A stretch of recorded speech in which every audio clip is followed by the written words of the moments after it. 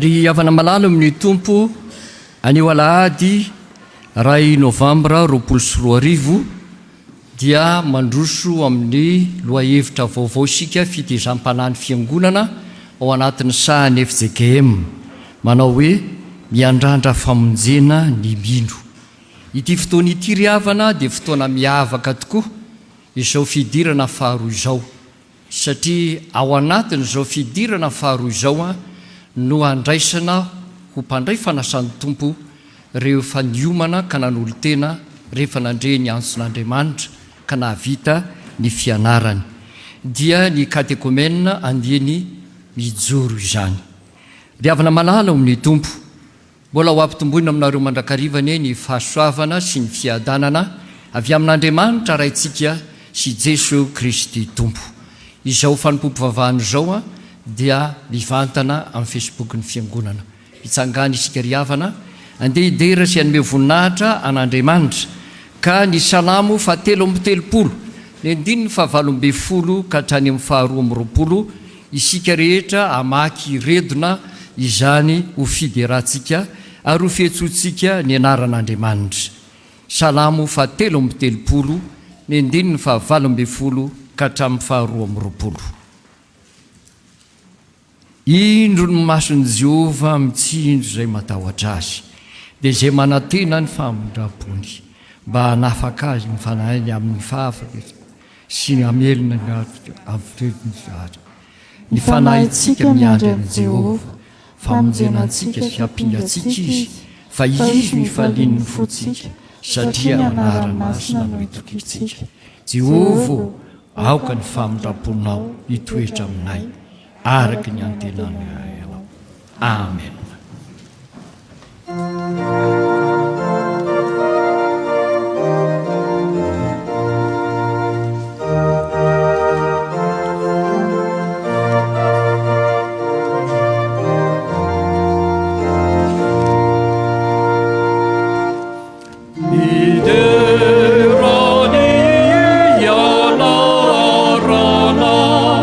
Zahare tumpuo, Zahare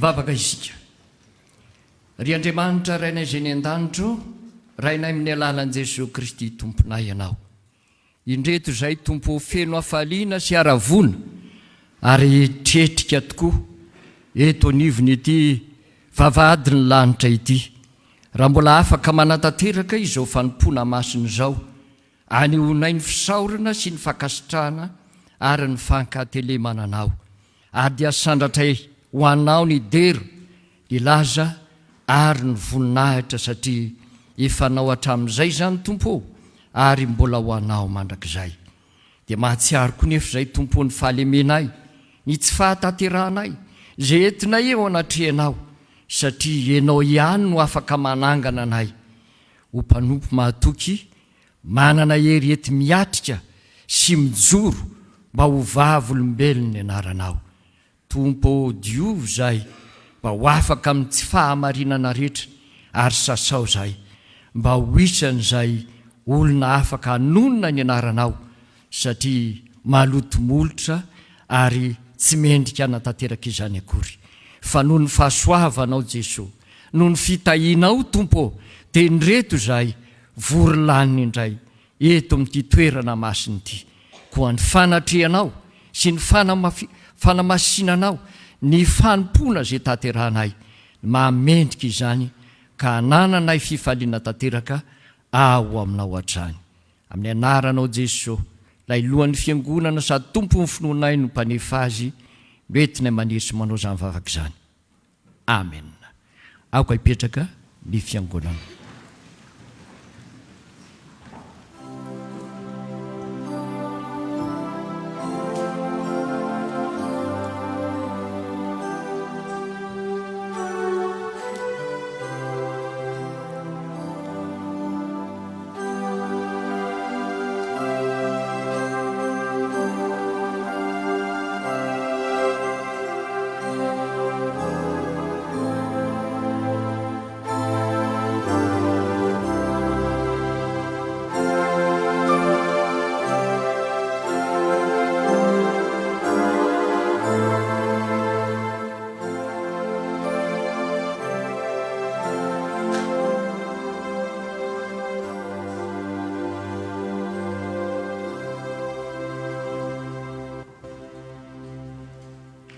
Androso avetransika ry havana eo amin'ny vavaka sy ny famakinany soratra masina ho tanterahantsika ny hira voalahatra eo amin'ny vavana.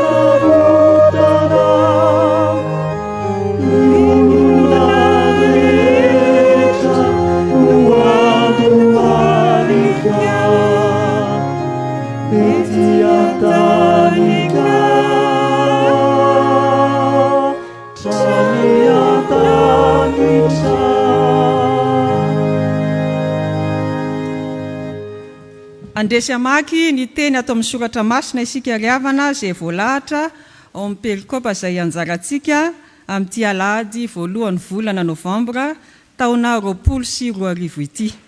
Izany dia hitantsika ao amin'ny bokin'ny Genesisy toko 2:30.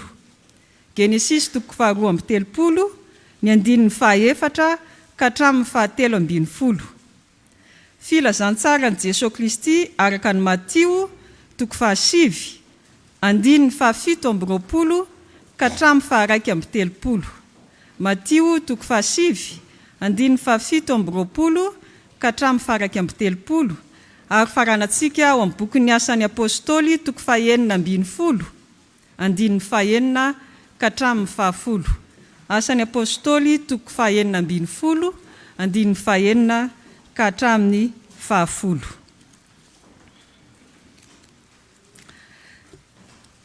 Melohan'ny anatanterantsika ny famakiana ny soratra masina ry havana dia ndesika rehetra hiara hivavaka.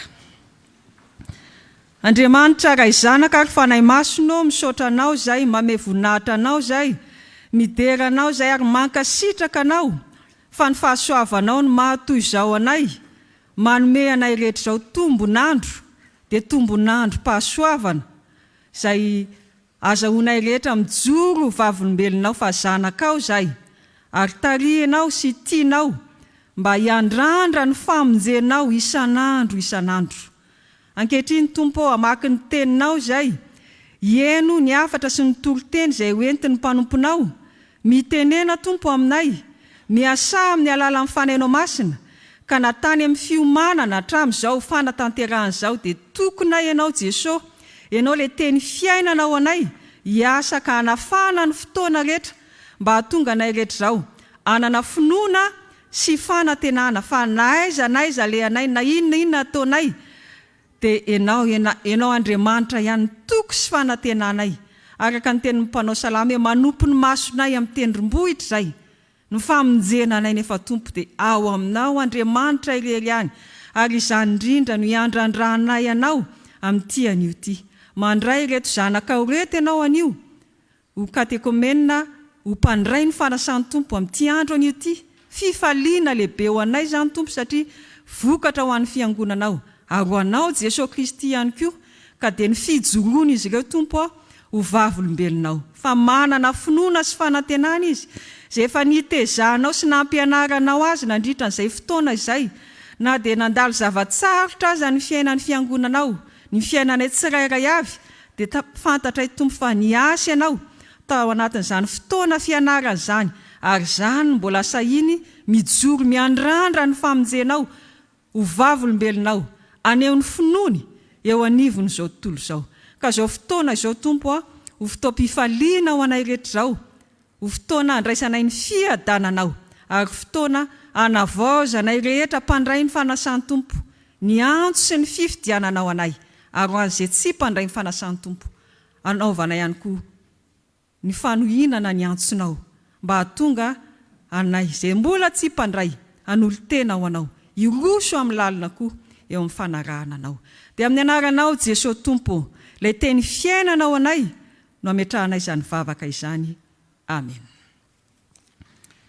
Vakitsika ary izao ny tenin'Andriamanitra ry havana, vakitsika misesy atao amin'ny anaran'i Jesosy. Boky ny Genesisy. Niny aonan'i Jakoba sy Esau.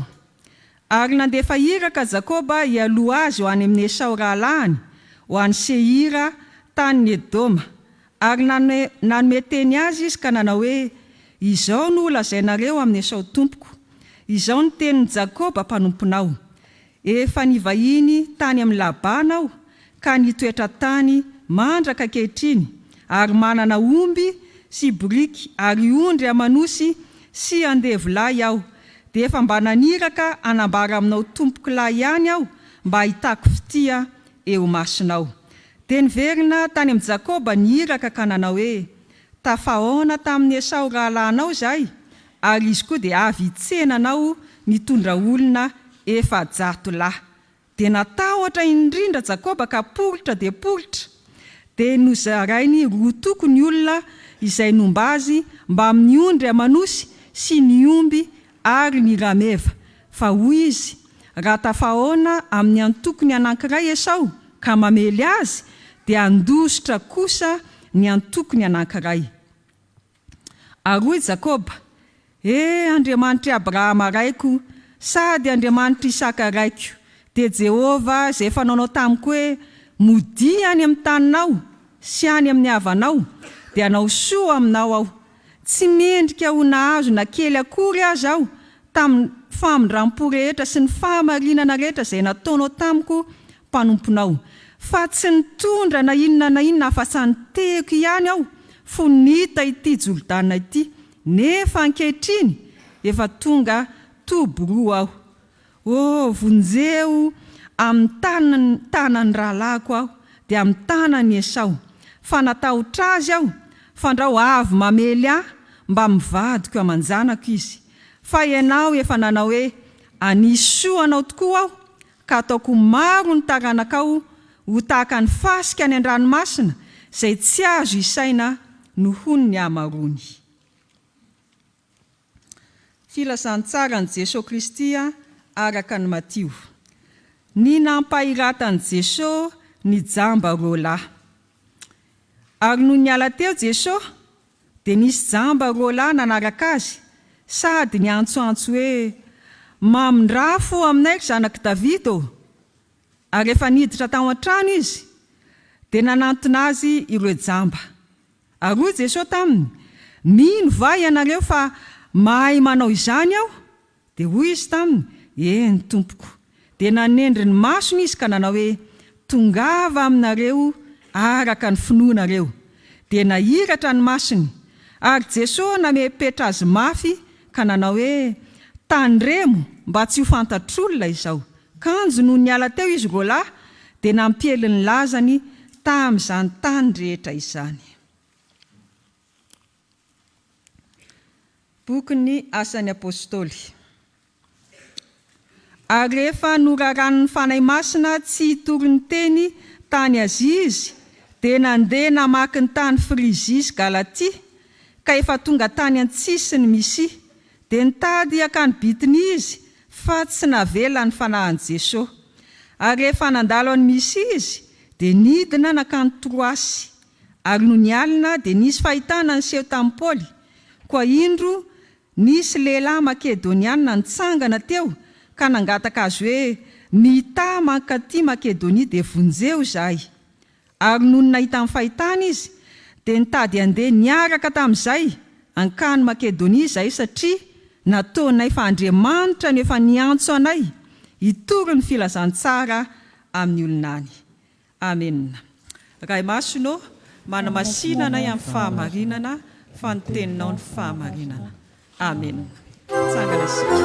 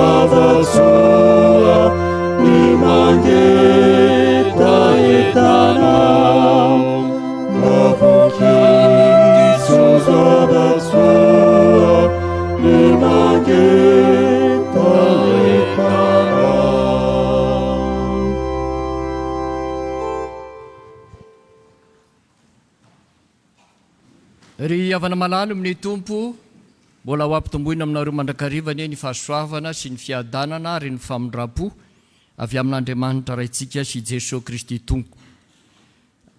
Ny teny amin'ny soratra masina izay akatsika afatra amin'izao iombonantsika fifaliana amin'ireto mpanompon'Andriamanitra izay niomana ary niofana ho amin'izany hoe andraisana anjara ho mpandray fanasan'ny tompo izany, dia ny andiany mijoro zany iombona fifaliana miaraka amin'ny fianakaviany isika izay miara manatrika izao fotoana izao, ary isika mpianakavin'ny finoana izay miombona amin'ity fanompoam-pivavahana faharoa, fidirana faharoa ity, ka izay voarakitra ho anatin'ny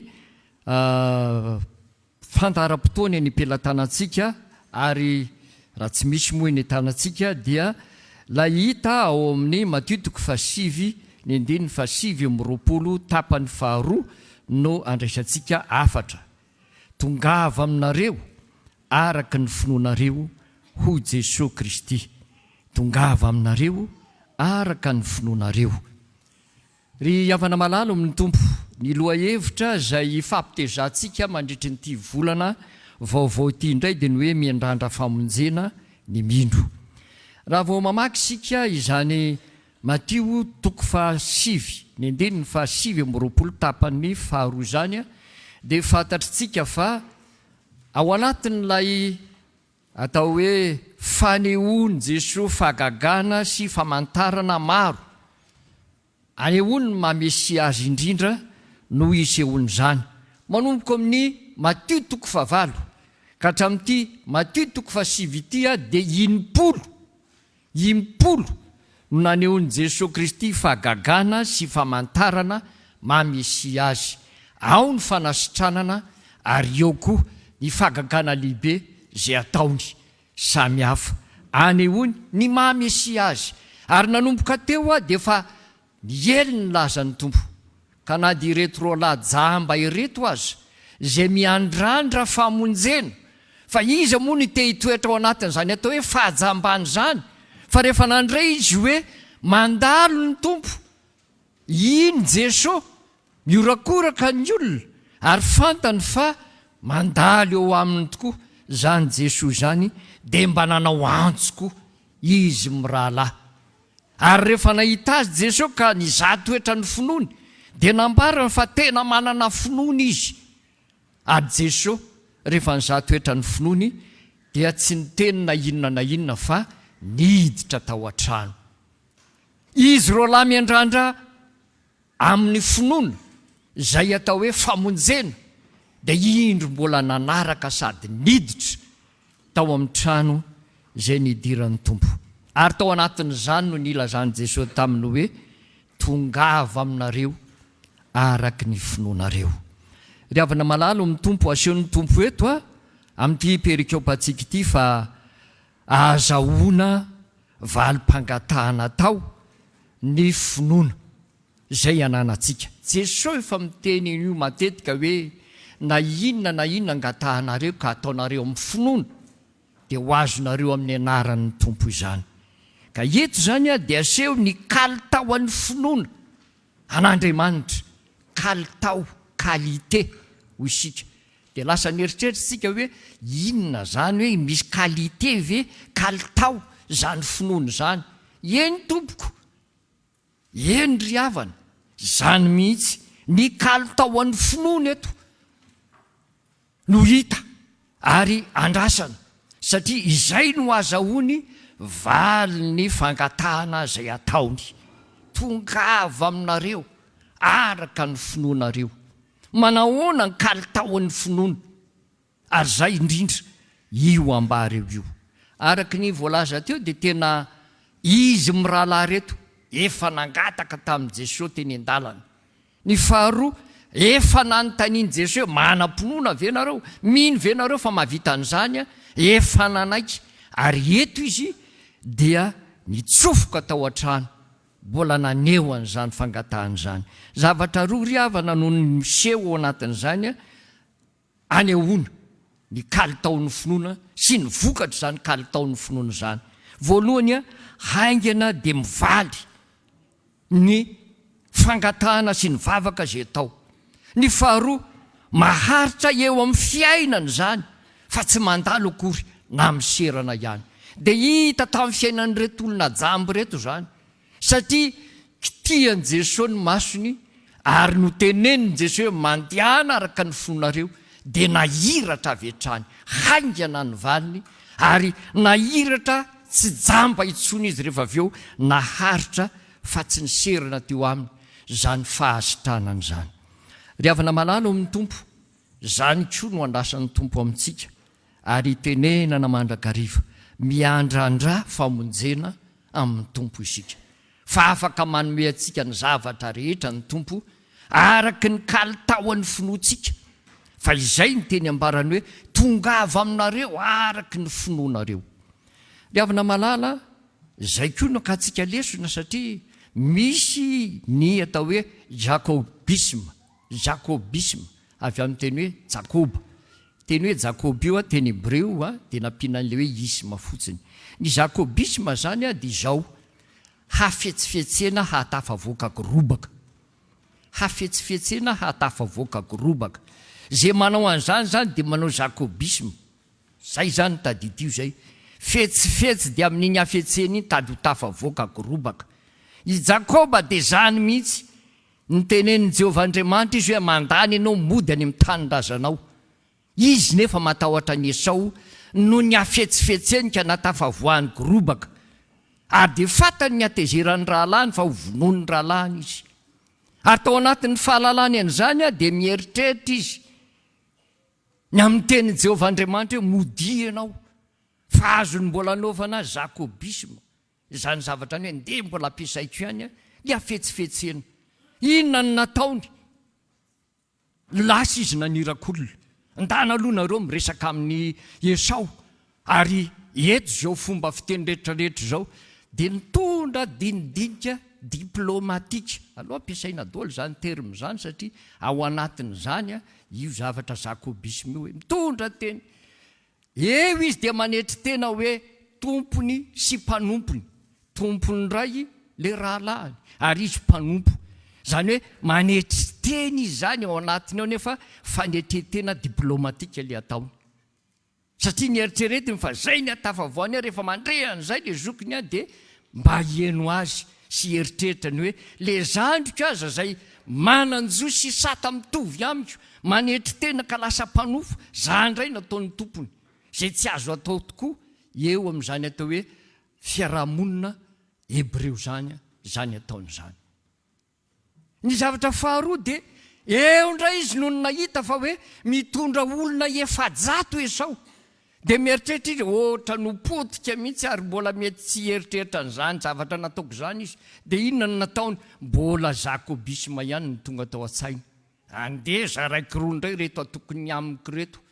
Ka raha mba enjehany ity dia mba mitsoky reto. Zay zany le hoe ho tafavoaka gorobaka amin'ny hafetsifetsena foana. Fa rehefa niveriny izy ny amin'ny finoanany amin'ny tenin'i Jehovah tsy nisy niatra tamin'ireo fa ny famihiny izy mirahalahy sady ny FANORGA ny fampiarahaba. Ry havana malalo amin'ny tompo 20 taona no nisarahany izy mirahalahy. Mbola tsy levina tao amin'ity Jakoba ity le jakobisme izay netiny taloha.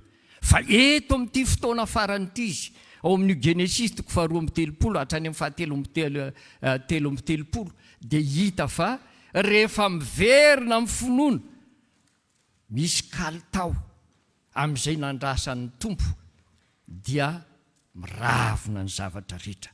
Haingana ny valiny ary naharitra izany. Izaho sy ianao koa ry havana izay manana andraikitra sy adidy eo amin'ny fiangonana na eo amin'ny fiarahamonina sy ny firenena manana an'ity finoana kalitao andrasan'ny tompo amintsika ity. Fa hitanao sy fantatrao zany hoe mendrandra famonjena zany fa ho aingana ny valim-bavaka ary aharitra eo amin'ny fiainana zany fa tsy miserana fotsiny.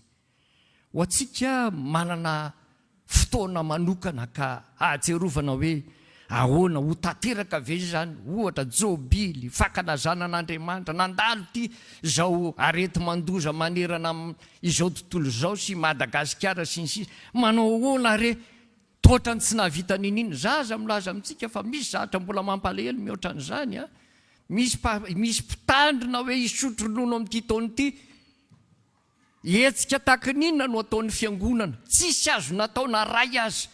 Pastera nefa retirety amin'ny volana Desambra afaka ray volana zao. Inona no ataon'ny fiangonana ao anatin'izany nefa fa niaraka amampolo taona ny maro zany mpitandrina zany sy ireto fiangonana reto. Manana finoana misy kalitao izay azo heverina fa hitondra antsika ho amin'ny fahombiazana. Io anao katekomena io eo sika zany raha tena miandrahandra famonjena amin'ny tompo sika ka tena andiany mijoro tokoa dia zao tonga amin'ilay hira zay hiraitsika rehefa aveo hoe tsy manan-tahotra, tsy manan-tahotra ny finoantsika fa ny tahotra dia tsy misy fitiavana, ary rehefa tsy misy fitiavana dia tsy misy tokony ho andrandrainy amin'ny tompo akory, fa izany ny fahavoazana nahazo any Adama tao amin'ny Saedena. Rehefa natahotra izy dia niafina izy, ary ny fiafarany fiafianany voaroka tao amin'ny Saedena mihitsy ny hafarany. Ry havako malalo amin'ny tompo, zasenao koa mety ho trahatra an'izany, fa ity no ambara eto dia asen'ny tompo fa misy kalitao izany finoantsika izany, ka le kalitao zay everiny tompo fa tokony ho ananantsika dia izany raisina ary zany hoentina eo amin'ny vavaka sy ny ataka zay ataonao. Io kalitao tsy mila anao hoe manao makatsy manao makaroa, fa izao ny matoky an'Andriamanitra dia ny matoky ny teniny dia izay ihany. Fa rehefa izay no anatinao tsy takan'i Jakoba ianao, zay mbola nampiasa fetsifetsena ka tsy tafavoaka, fa omeny ny tompo anao maimaim-paona zany, ary haingana sy maharitra zany fahasoavana tolotry ny tompo zany. Ny faharoa dia izao, mifamatra amin'ny finoanao ny vokatra azonao. Eo indray zany dia resaka quantité indray zany no resantsika. Le teo aloha qualité, ity quantité.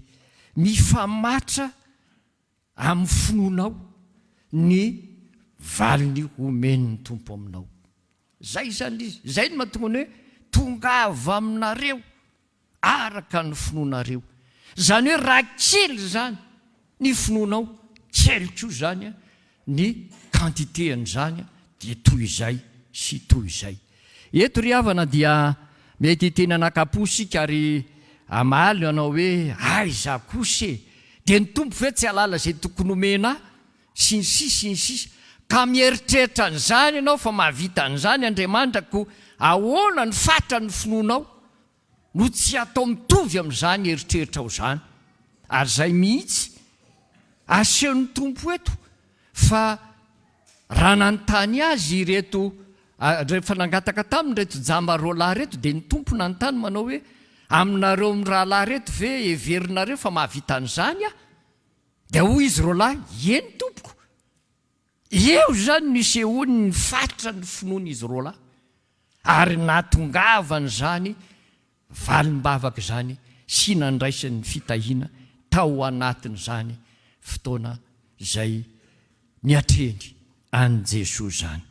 Raha ny fatra ny finoana ry havana no resana dia ao anatiny zany tanteraka arak'izay niritsika ny zavatra ho azontsika, tanteraka arak'izay irinao ny zavatra azonao araky ny fatra ny finoanao.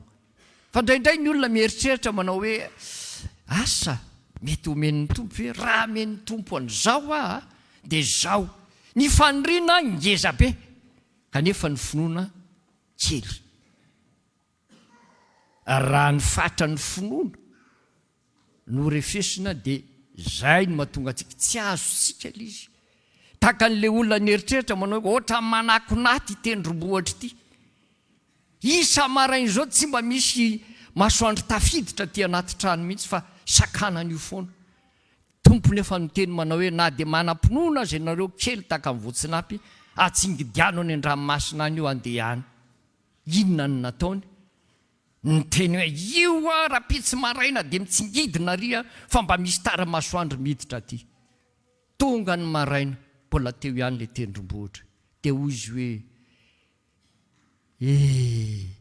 efa nampoziko, efa nampoziko fa tsy aleo io, fa satria ahoana moa ny ahafahako manozona n'io tendrombohitra io tsingidina ry? Fatra ny finoana zay niteny an'izany nefa ny tompo nefa nilaza. Manahoana ny fatra ny finoanao eo anatrehany zavatra zay irinao? Tsy tanteraka, satria ny finoanao aza tsy taka ny voatsinapy akory fa tsy nisy vokatra zany, tsisy koa ny valim-bavaka. tateraka araka izay irinao zay nangatanao ka omeny ny tompo anao.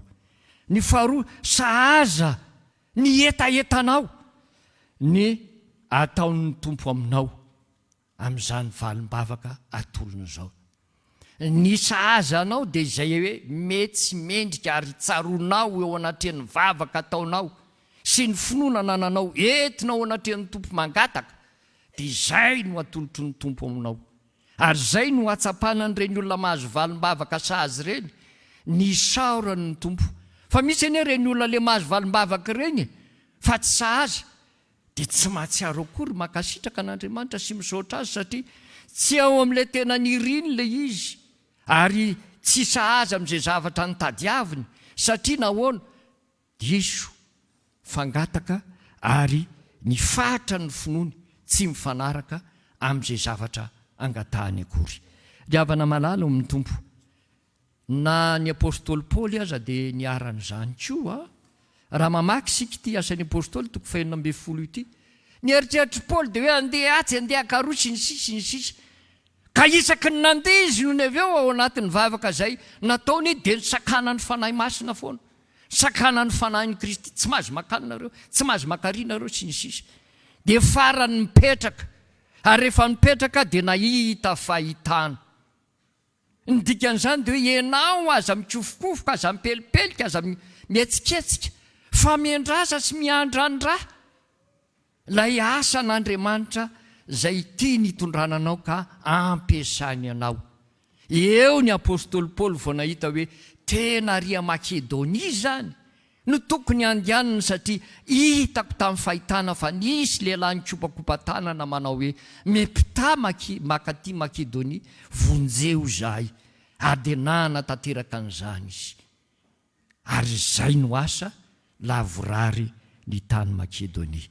Dia afaka malala amin'ny tompo ho antsika izay miaritra fahoriana sy tahotra ary fahasairanana, ary mba te ho tafavoaka amin'izany dia aoka ny fatra ny finoantsika mba ho tahaka izany koa no ataka ataontsika. Ary rehefa mangataka ianao dia ataovy misahala amin'ny fatra ny finoanao zany. Izao ny zavatra anankiray izay tiana ambara amintsika ao anatin'izany. Io fahaseranana amin'izay mahavery saina sy mahavery hevitra anao io, hain'ny tompo ny mamahany izany. Ary rehefa sahintsika ny mitondra n'izany eo anatrehan'ny tompo hoe azo ny tompo hidirany ity na dia hoe fiainako manokana azy, dia ho hitanao ny valim-bavaka ao anatin'izany. Mahatsiaro sika ao anatin'izao vanim-potoana iainantsika izao ny fahaverizana asa. Ahoana ry izany, ary misy zavatra izay tao hoe mila tsy ho takatry ny saina. Ahoana ny iverena? Ety eo anatrehan'ny tompo. Fa ny tompo mahay mamaly araky ny be indrindra fony, araky ny fatra ny finoanao amin'izay no hoe veranao fa azonao antoka rehefa angatahanao ao amin'ny tompo. Toy izany ianareo andiany mijoro. Maro ny fakapanahy efa nilalovanareo zany tao anatin'ny fotoana izay nanaovantsika ny fianarana. Kanefa ity ny tadidio mbola masika lavitra noho izay nilalovanao tamin'ny fiofanana, ny olalovanao rehefa lasa mpandray fanasan'ny tompo ianao. Ary zany ny ilazako amintsika ety ambony pilipitra hoe fa maninona ny olona anankiray mpiomano mpandray nazoto namonjy izany fianarana izany sy ny vavaka nandritry n'izany fotoana izany, fa rehefa lasa mpandray izy dia lasa mangatsika ny trano. Indrindra ao anatin'izao fotoana izao dia be ny zatra fioboana, be ny zatra fioboana, le zatra fioboana dia ny hoe mijanona ny trano. Ka na dia tsy isan'ilay atao hoe marefo azy izy dia aleo aloha mijanona ihany, aleo aloha mijanona ihany ka mbola tsy maintsy manao kasibosy anie rehefa mivoaka e, any am-piangonana azy mbola aleo mijanona ihany. Nefa olona matanjaka izao, olona tsy maharefo akory, fa zatra fioboana dia ilasa izay indray no lasa felatsiny eo anatrehan'ny tsy fandehanana mivavaka sy ny fahalainana mivavaka ary fakapanahy zany. Ry andehan'ny mijoro sao lahatratra an'izany koa isika, fa mbola mahery vaika noho izay niaina antsika sy nilalova antsika tao anatin'ny fotoana fiofanana ny any. Ary zay ny ahitantsika n'ireny zoky ireny hoe fa maninony raha anina mpivavaka tsara teo aloha lasa mpandray fanasan'ny tompo tsy hitatsony. Misy aza ny sasany dekona tsy mipoitra mihitsy. Misy ny sasany efa loholona tahaka zany koa. Misy ny sasany mpiandry mitsatrany zany koa. Eo zany le ilazana amintsika mafy io ka mila resena. Ary zay ny ilana amintsika hoe miandrandra famonjena.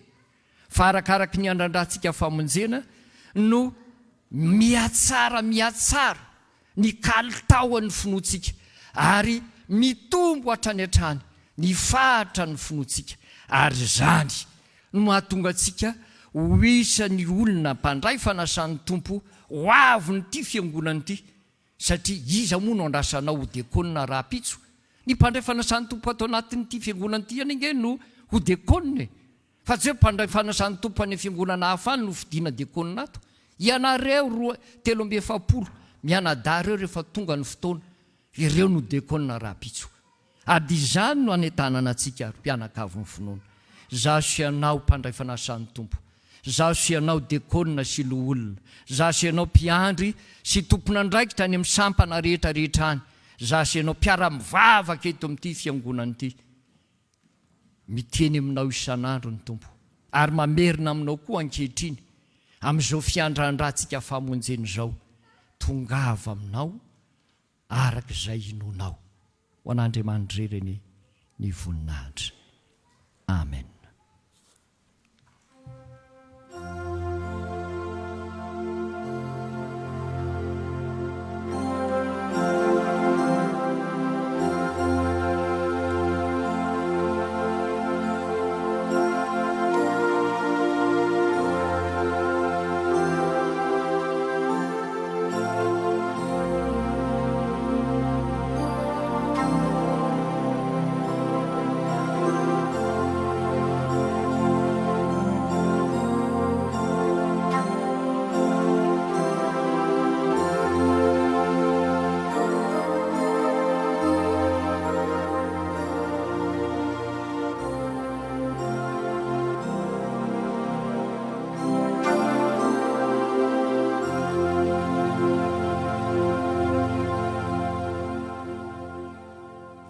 Vavaka isika riavana.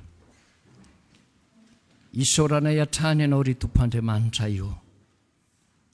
Fa tsy mety manginy ianao. Fa manambara aminay mandrakariva ny sitraponao mba ho arahanay ary ho fiainanay. Indrindra raha miandrandra famonjena aminao zahay. Dia nasehonao Tompo fa misy kalitaony zany finoana zay entina manaraka anao sy mandray ny teninao ary mba azahoana famonjena izany. Ary araky ny fahatra ny finoanay no andraisanay ny valim-bavaka avy aminao. Tompo, indreto izay sady menatra no mangay ahy.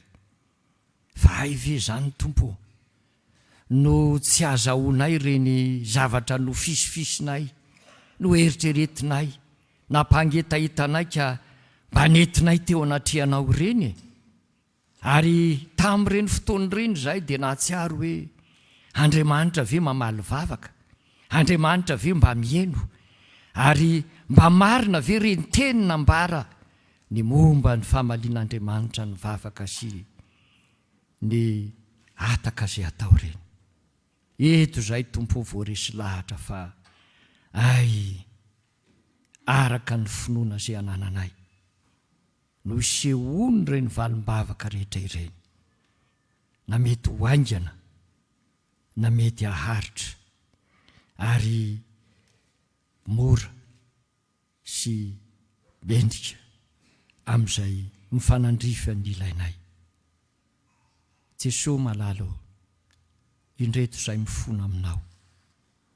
Fa hay izay teo aloha dia nitsara anao arak'izay neritreretanay.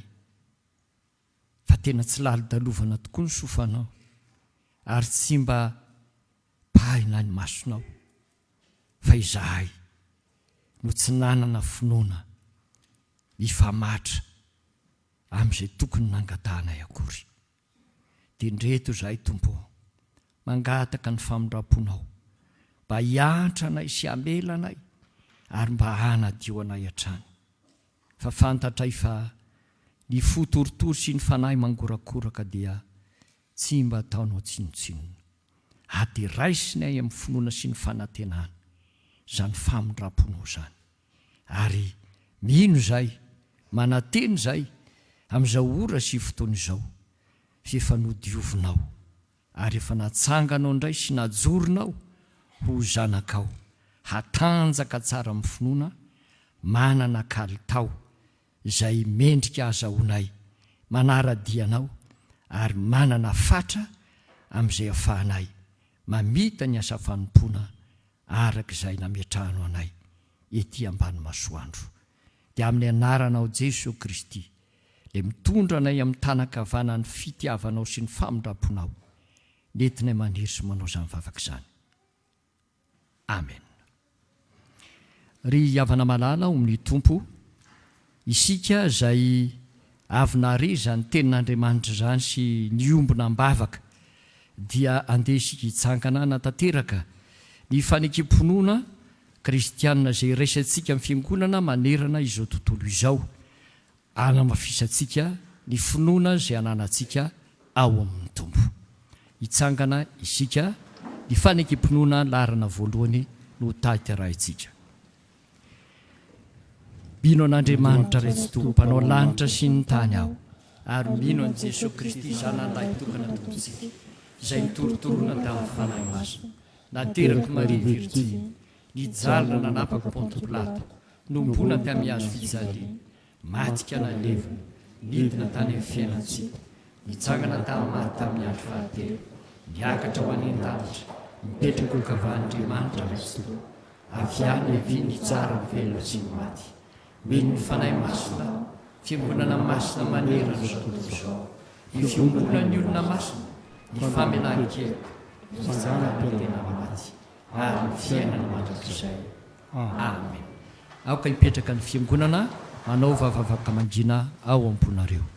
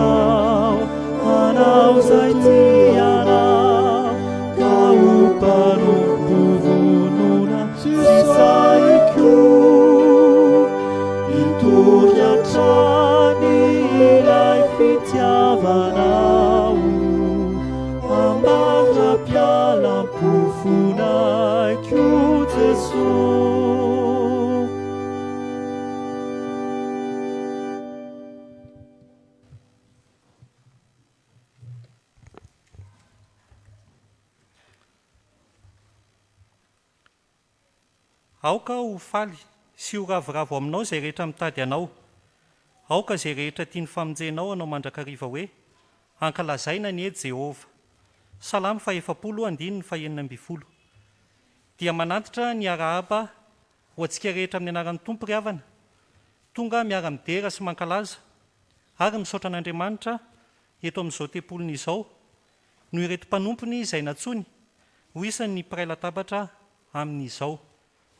Dia miaraba manokana anareo vahiny izay tonga miara-miombom-bavaka aminay eto amin'ny FJKM Paribe Famonjena, dia mirary ny fiadanan'ny Tompo ho aminareo. Toy izao indray raha ireo tsara ho fantatra momba ny fiainan'ny fiangonana. Lohahevitra vaovao indray no banjintsika eto amin'ny sahan'ny FJKM mandritra ity volana ity, dia ny hoe miandrandra famonjena ny mino. Anio moa alahadin'ny reformasiona raha teo, ary araka ny mahazatra ny eto amin'ny fitandremana, dia anio no anokanana sy andraisana ireo katekomena andian'ny mijoro ho isan'ny mpandray ny fanasan'ny Tompo. Araka ny efa iarahantsika malala dia voafetra ihany sika no afaka mamonjy izao fotoana izao, saingy afaka kosa manaraka izany fizotry ny fanompoam-pivavahana iray manontolo amin'ny alalan'ny pejy Facebook ny fiangonana, ireo rehetra tsy afaka manatrika mivantana izany. Iangaviana ihany koa sika ry havana hananja ireo fepetra rehetra napetraka mba ho fitandrovana ny fahasalamana, toy ny tsy fanalana ny arivavaorona mandritra ny fanompoam-pivavahana iray manontolo, ny fanajantsika ny elanelana ray metatra. Efa misy moa marika ho amin'izany any amin'ny fipetrahantsika tsirairay avy eny, dia makasitraka indrindra tompoko ny amin'ny fanajana ny fandaminana. Toy izao ary ny taratasy voaray avy any ivelany, avy amin'ny fohy be FJKM, noho ny fisian'ny kerehany amin'ny faritra atsimon'ny nosy, dia manao antso avo amintsika kristianina sy mpianakavin'ny finoana mba ny ho fiombonana amin'ny alalan'ny fitondrana mambavaka sy fanampiana ireo mpiray tanindrazana. Azonareo aterina amin'ny fohy be izay fanomezana atolontsika amin'izany. Mampiomana antsika sahady ihany koa fa ny fambolekazo amin'ity taona ity dia ho tanterahana eny Ambatolampy ny sabotsy 7 Desambra ho avy izao. Eo am-piomanana amin'ny fiatriana ny sinoda lehibe ihany koa isika, koa mangataka antsika fiangonana hitondra mambavaka izany mba halavorary araka ny sitrapon'Andriamanitra ny rehetra atao. Avy amin'ny sinoda partany Antananarivo andrefana, ny birao ny sinoda partany, ny mpitandrina sy ny fiangonana FJKM ambohitry ny be fahazavana, ny komity fankalazana ny 130 taona ny fiangonana, dia manasa antsika hiara hisaotra sy hanome voninahitra an'Andriamanitra noho ny fankalazana ny 130 taona ny fiangonana sy fitokanana ny akan'ny fahazavana. Izany dia ho tanterahana ny sabotsy 7 Novambra amin'ny 7 ora sasany maraina. Toy izao kosa ny raharaha eto an-toerana, isy ny fiarahana mandray ny fanasan'ny Tompo izao maraina izao, ka hanasana antsika mpandray ny fanasan'ny Tompo rehetra manatrika izao fotoana izao. Isy ihany koa ny rakitra tsingeritaona ho an'ireo rehetra teraka ny volana Oktobra. Ny rakitra anio dia indroa ho an'ny fiainan'ny fiangonana. Ireo fotoana amin'ny herinandro, manomboka raha-pitso alatsinainy dia herinandro hitondrantsika mbavaka ny asan'ny gazety taratry ny famonjena sy ny rindra fanatanjahantena sy fialamboly. Santarin'izy ireo zany amin'ny fotoana iarahan'izy ireo amin'ny AFF amin'ny 9 hariva. Ny sabotsy maraina kosa dia maraim-baovao arahan'ny fotoanan'ny rantsana fanantenana. Ireto kosa ireo fotoana tsara ho tadidy mandritra ny volana Novambra. Alahady 9 Novambra fanateram-bokatry ny gazety taratry ny famonjena sy ny RFF. Alahady 15 Novambra fanateram-bokatry ny sampaty, ary ny alahady 7 Novambra alahady ny zanakam-pelezana sady fanombohana ihany koa ny ray volan'ny voka-dehibe eto amin'ny fitandremana. Toy izao kosa ny toetry ny vola tamin'ny herinandro. Rakitra voalohany 576 500. Rakitra faharoa fiaraha-miasa amin'ny sampana fifoazana 622 600. Valobo vokatra ho an'ny sampana fifoazana 533 000. Rakim-pisaorana azy voady 60 000. Adidy 910 000. Ireo rehetra ireo dia mitambatra ho 2 702 100 ariary. Fiantsona fanambadiana.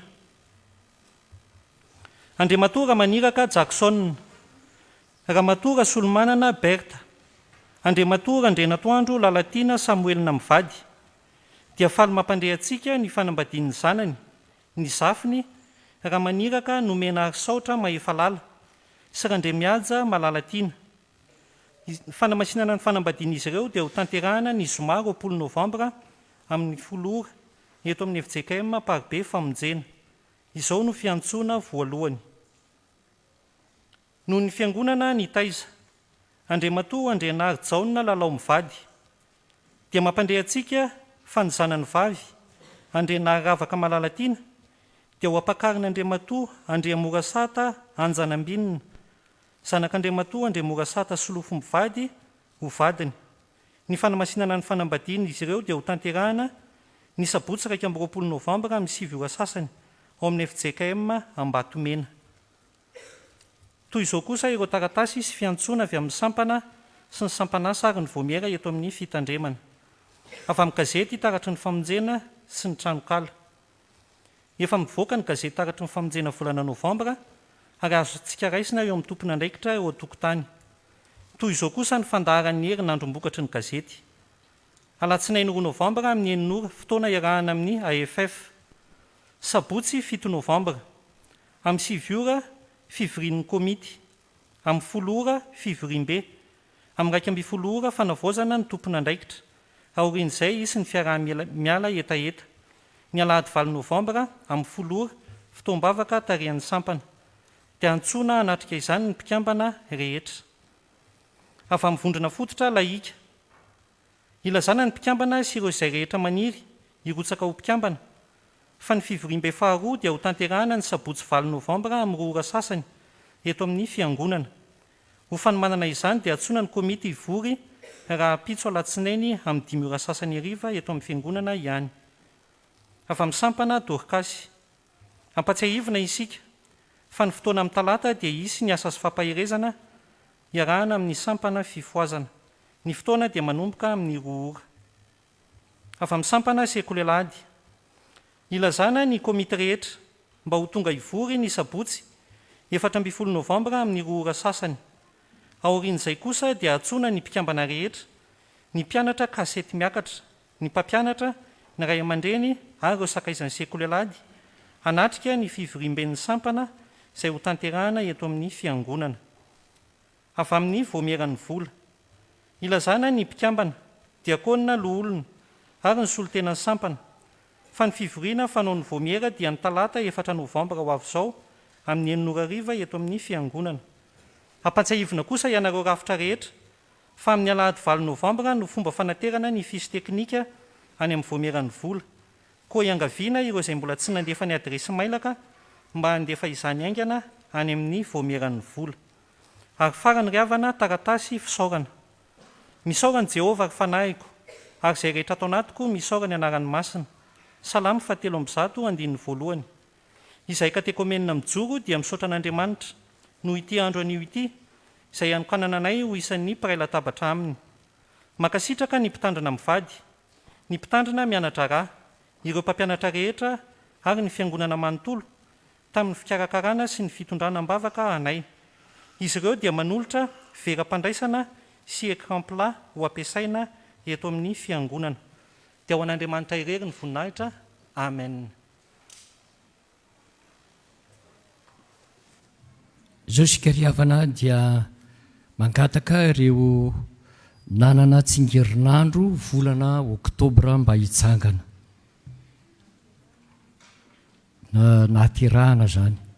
Tsingerinandro nahaterahana volana oktobra tsangany any toerana ihany ianareo. Misy any ambony, misy ety ambany.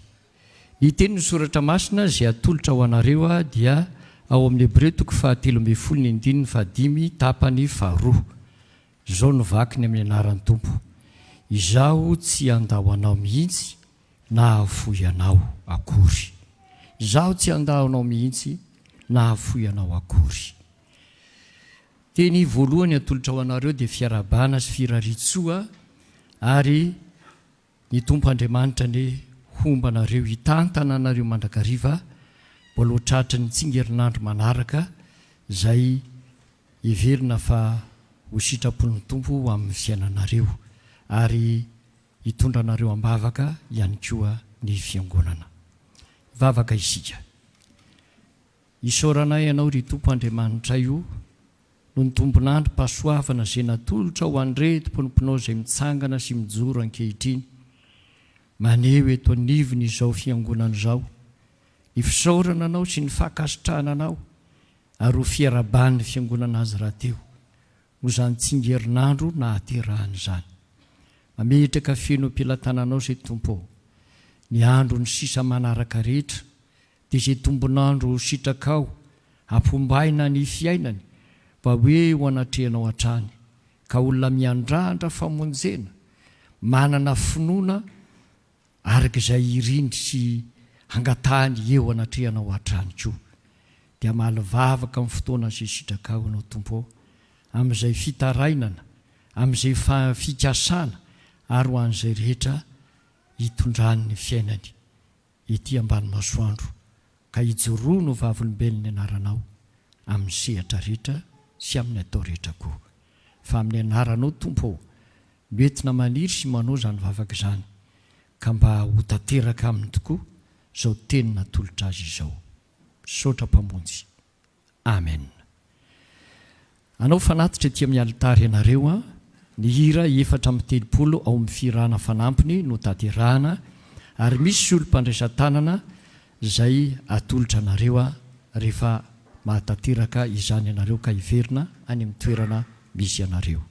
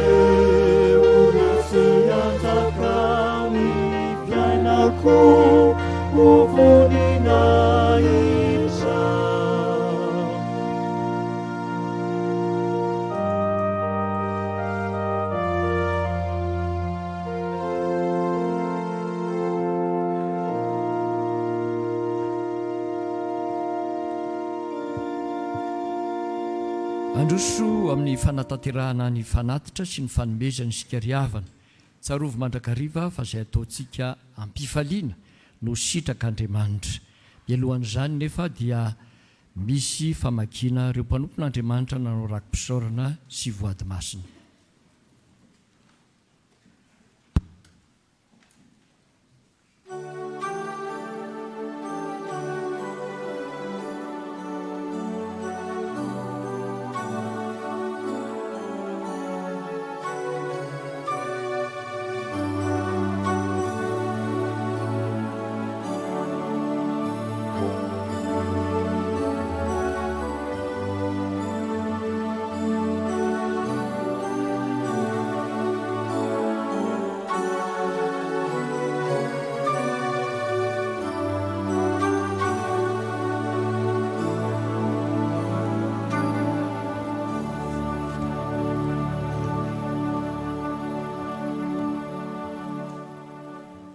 Jehovah tomponay eo, endre ny voninahitry ny anaranao amin'ny tany rehetra.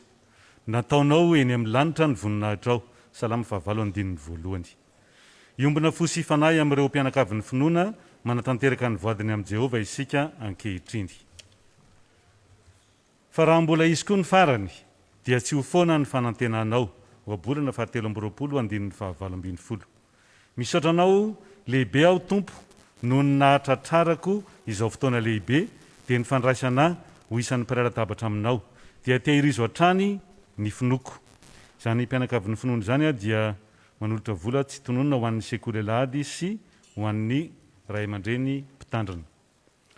No ny famalin'Andriamanitra ny vavakay dia manolotra rakim-pisaorana atolotra ho an'ny mahantra vola ray hetsy ariary ary mangataka vavaka avy amin'ny fiangonana mba hitarihan'Andriamanitra hatrany ny lalanay. Iomanantsika ny antema 5. Misaoran'i Jehovah ary fanahiko ary izay rehetra ato anatiko misaora ny anaran'ny masina. Misaoran'i Jehovah ary fanahiko ary aza misy adoninao ny fitahiany rehetra. Salamy 7:1 sy 2. Rakim-pisaorana avy amin'ny katekomena andiany mijoro vola 5 alina ariary ary mangataka ny hira antema 5.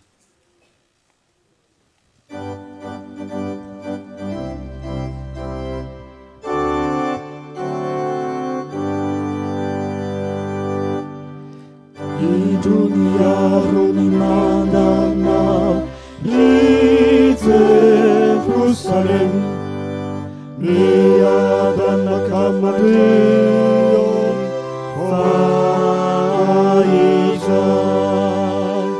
nandri toko ni tany zao fa Jehova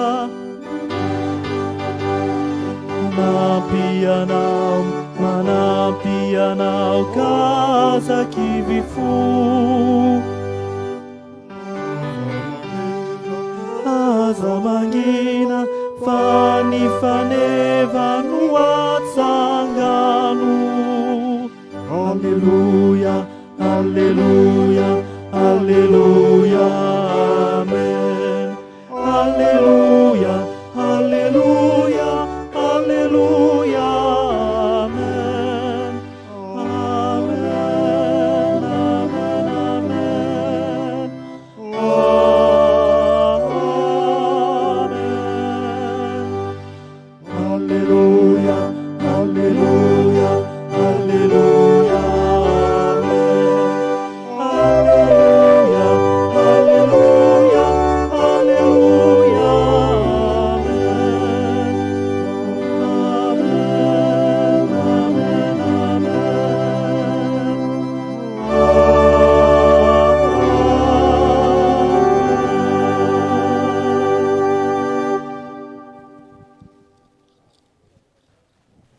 Ary aza misy adinoina ny fitahiany rehetra. Salamy 7:1 sy ny 5 tapany voalohany. Misaotra anao zay ry Tompo no ny nanomezanao anay ny fitahiana isan'andro isan'andro dia mbola mangataka izany fitahiana izany mandrakariva, mangataka vavaka avy amin'ny fiangonana ary manolotra vola tsy tononona ho an'ny sekoly Alahady sy ho an'ny mpiandro tanàna ny fiangonana. Fa ny fahasoavan'Andriamanitra no nahatoy izao Korintianina 1:5 ka ny 10:10. Tovolahy iray misaotra sy mideran'Andriamanitra ny amin'ny tompo-pahasoavana nomeny ka handraisana azy ho isan'ny mpandray ny fanasan'ny tompo anio. Manolotra rakim-pisaorana ho an'ny ray aman-dreny mpitandrina sy ny sampana sekoly Alahady. Hira faraka amin'ny 70 sy 701. Noho izao fahazom-pahasoavana izao ho an'ny rajaona lala Andrianina, rajaona lala Eli dia manolotra rakim-pisaorana ho an'ny sampana sekoly Alahady, ho an'ny katekomena mijoro ary ho an'ny ray aman-dreny mpitandrina. Mangataka vavaka avy amin'ny fiangonana sy ny hira raika amin'ny 70 sy 701.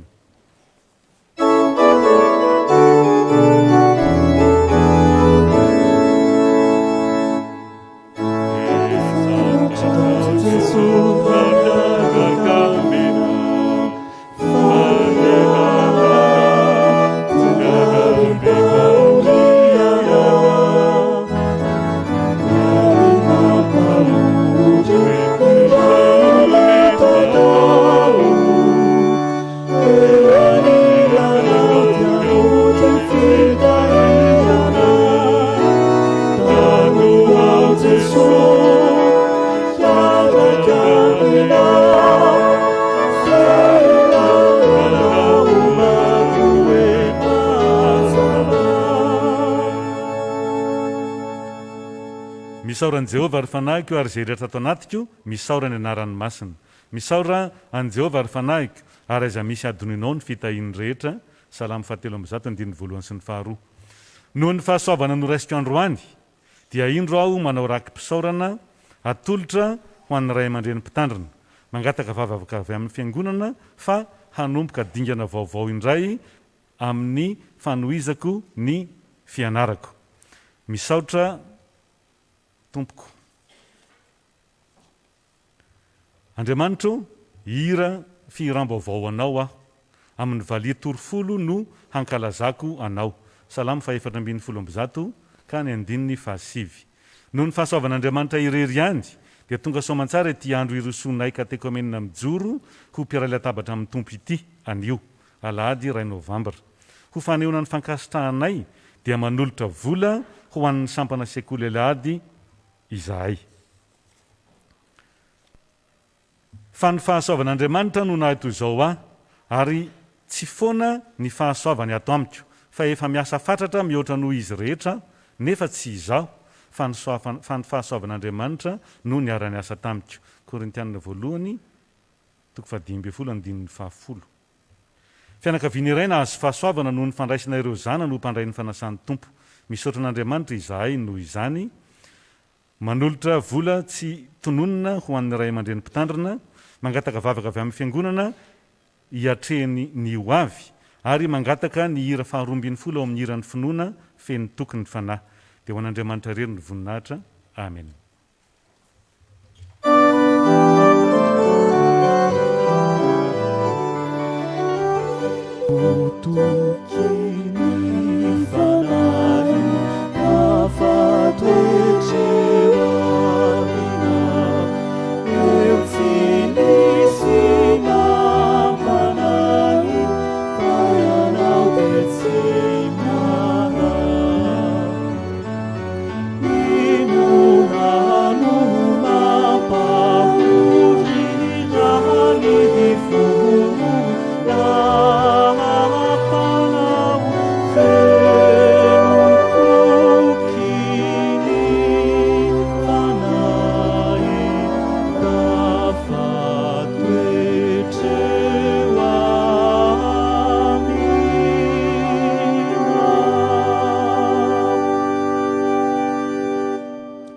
Hitsangana isika fiangonana riavana hanolotra izao fanatitra izao ary anamafy sy anatevina ny fanolorantsika ny tenantsika ho an'ny tompo ihany koa.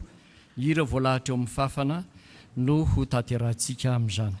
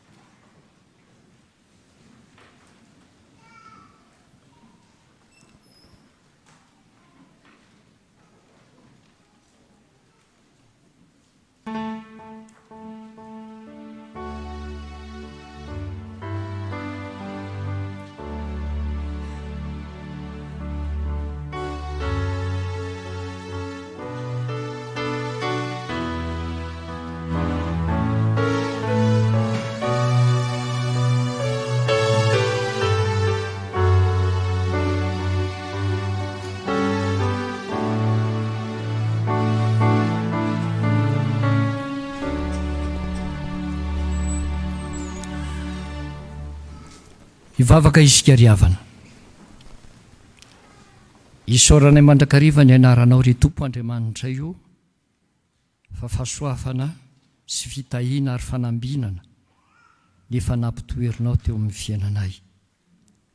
Ary tianao hifamatra amin'ny finoanay ny zavatra rehetra ataonao koa mba hahafahanay mandeha fisaorana sy fankasitrahana anao.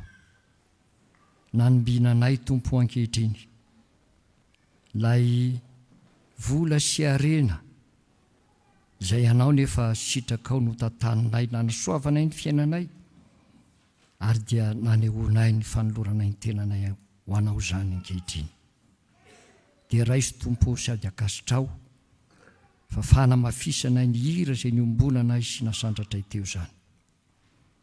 Ankehitriny izay dia mitondra mbavaka sy mametraka ho pelantananao ny fiangonana, ireo mpitondra fiangonana, ipitory ny filazan'ny tsara rehetra ary ny tobo masina izay mijoroka hitezana sy hikarakarana ireny madinika mino anao ireny. Mametraka feno pelantananao izay tompo ao. Ity FFPM izay fiangonana misy anay ka najoronao eto amin'ity firenena misy anay ity. Tsy miafina aminao tompo ny fiainan'ny fiangonana ankehitriny no lalovana eny aretin-dratsy coronavirus iny, fa dia tena sepotra tokoa. Kanefa noho ny famindramponao dia mijoro hatrany ary mbola afaka manatateraka ny asa. Entinay ambavaka tompo, ny fivoriany ny mpiandraikitra foibe izay ho tanterahana atsoatsy. Atoy izany koa ny ahatserovanay ny synode lehibe izay tanterahanay ihany koa amin'iny taona 2024 iny. Apetraka feno ampelantananao zany mba ho voaomana tsara ary anehoanao ny valim-bavaka izay ataon'ny fiangonana miandrandranao ao anatin'izany fanatanterahana synode lehibe zany. Mahatsiaro koa izay tompo ankehitriny ireo malagasy any Atsimo tratrany kere izay apetraka eo ampelantananao, tsy miafina aminao tompo ny fiainan'izy ireo, fa misy tena vody tokoa eo amin'ny lafim-piainana ho any amin'iza tokoa moa izy ireo tompo.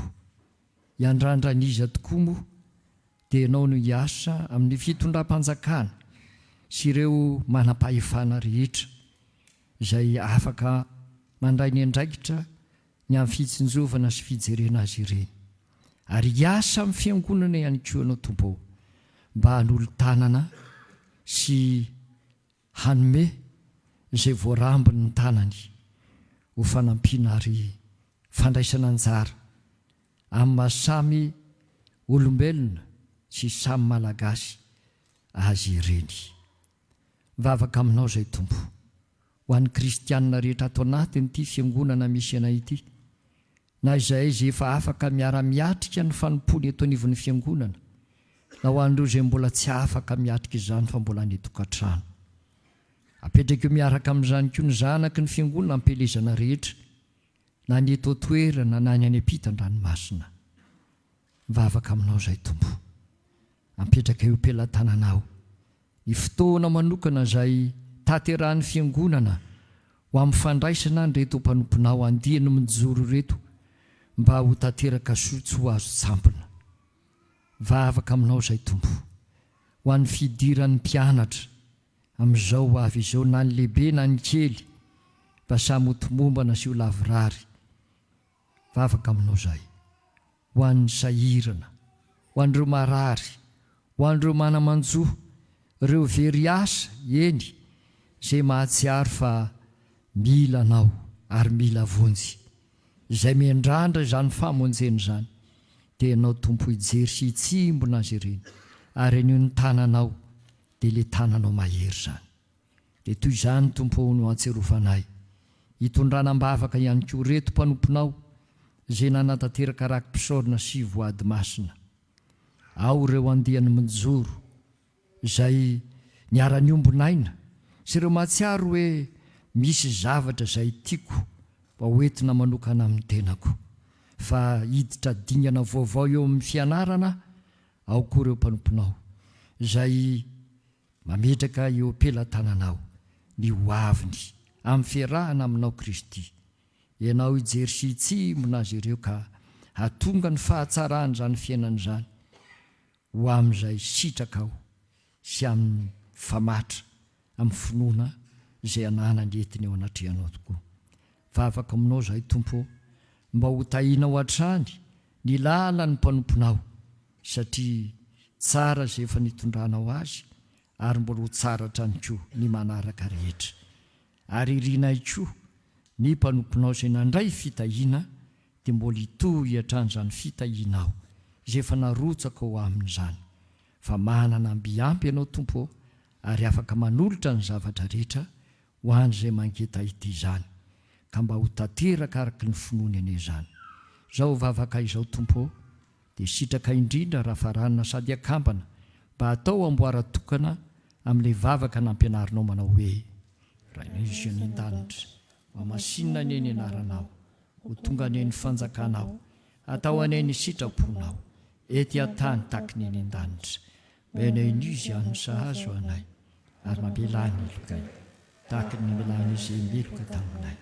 Ary iza mitondra anay mifakim-panahy, manafanay amin'ny ratsy, anao ny fanjakana sy ny hery, ary ny voninahitra mandrakizay. Amen. Anao hira ny asan'ny famonjena ary dia hiomana hiroso amin'ny fotoana manokana isika dia ny fandraisana ho mpandray fanasan'ny Tompo ny andihany mijoro.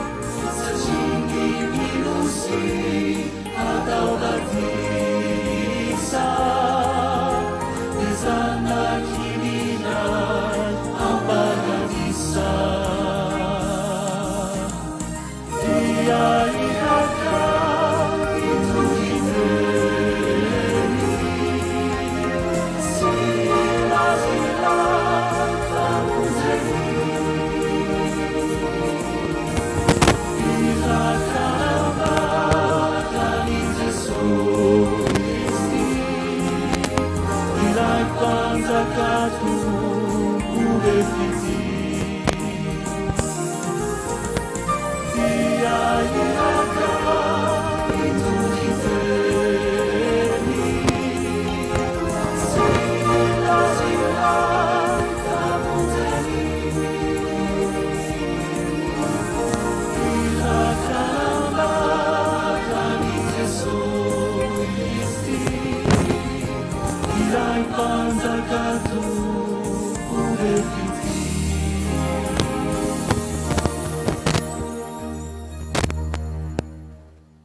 Amin'izany fotoana miavaka izany sika ankehitriny koa dia mangataka ny andian'ny mijoro mba hitsangana ny toerana.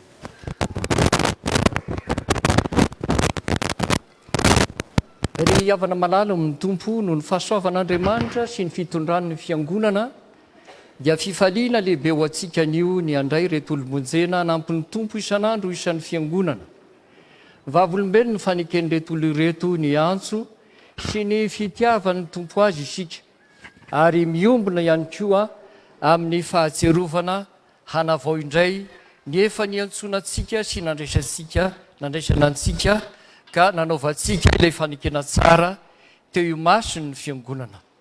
Aoka ary isika ry havana ampiombona ny fo sy ny saintsika ary ny fanahintsika amin'ny fandraisana ireto havantsika ireto ho isan'ny tenan'i Kristy ka iombona amin'ny fanasana masina.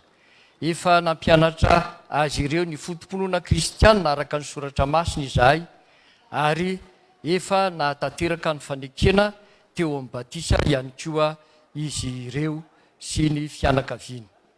Ankehitriny dia hivavaka ho azy ireo isika ry havana. Hivavaka isika. Ry Andriamanitra rainay izay any an-danitra, indreto izahay misaotra anao amin'ny fonay manontolo. Fa sitrako tokoa ankehitriny nanome toky anay fa ny teny fikasanao momba ny famonjena dia ho anay sy ny zanakay. Ary ho an'izay rehetra lavitra na iza antsoinao anatonanao. Teo amin'ny fotoana izay nanatanterahana ny batisa dia nanokana ny zanakay izay ho anao tompo. Ka nangataka ny irotsahan'ny fahasoavanao aminy. Nampianarinay ny filazantsaranao izy. Ary niezaka izay na dia malemy aza mba hitarika azy ho amin'ny fiainana mandrakizay dia ny mahafantatra anao. Izay Andriamanitra tokana sady marina sy Jesosy Kristy izay efa nirahinao. Ankehitriny tompo, rehefa nandre ny antsonao izy ireo, dia afaka hifidy ankalalana ny lalana izorany, dia indro tonga eto anatrehanao mba hanambara ny finoany. Tompo, mba ianore ny vavaka rehetra izay entinay eo anatrehanao ho azy ireo. Raisiko izahay ankehitriny ho amin'ny firaisana masina aminao hatrany. Amin'ny anaranao Jesosy Kristy, ilay mpamonjy anay, hoentinay maniry sy manozana ny vavaka izany. Ary ho azy ririaniny ny dera sy ny laza ary ny voninahitra mandrakizay. Amen. Mangataka anareo mba handeha androso aty anatin'ny alitara.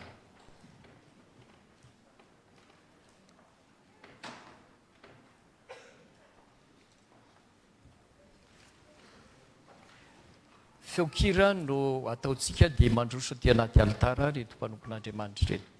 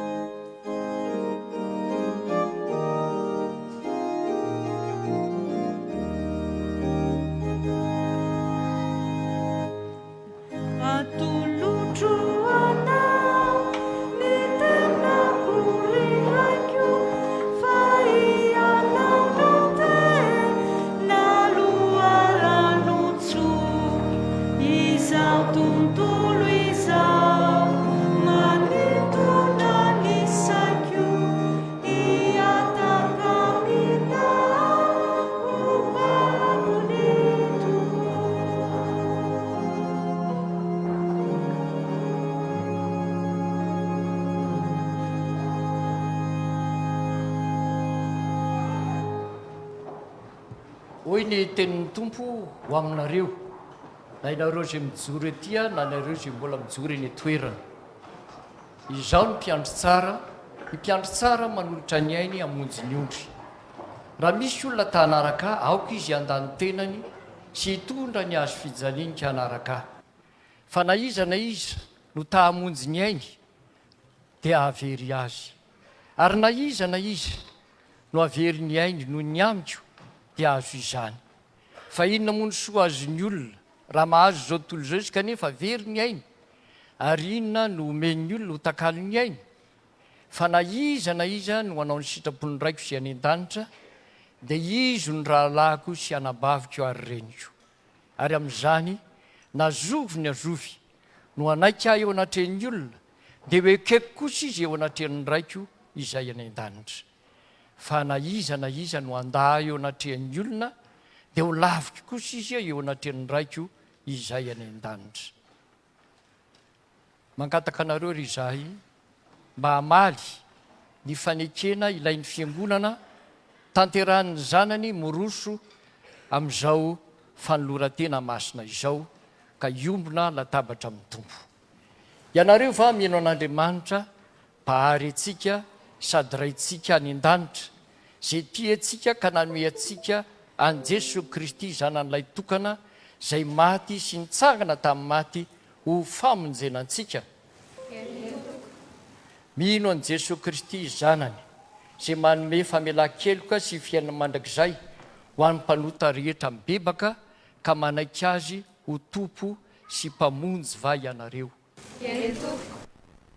Mo ianareo va manaiky ho an'ny tenanareo ny faneken'ny batisa zay andraisinareo ny fanomezana dia ny fanahy masina mba hizoranareo amin'ny lalan'ny fiainana kristianina ka ho tia an'Andriamanitra sy hakatony sitrapony ary ahatsiaro fa ny vavaka sy ny famakina ny baiboly ary ny famonjena ny fanompom-pavahana sy ny fanasana masina no adidy sady tombotsoan'ny mino. Ikianareo va zany? Mangataka anareo ary izahay hanambara mpabe maso ny finoana sy ny fanekenareo ny tompo zay sitraky ny fiangonana tokoa. Aleoko ny vavanareo sy ambaranareo eo anatrehan'Andriamanitra sy ny fiangonana. Amin'ny anaran'ny tompo.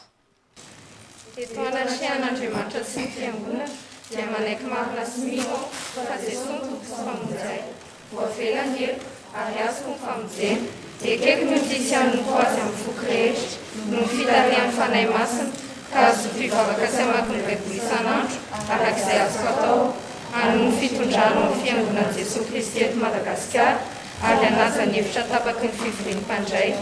Ny herin'Andriamanitra no iankina hanatanterahako izany. Amen. Rabe faritra Domoina Ravaka.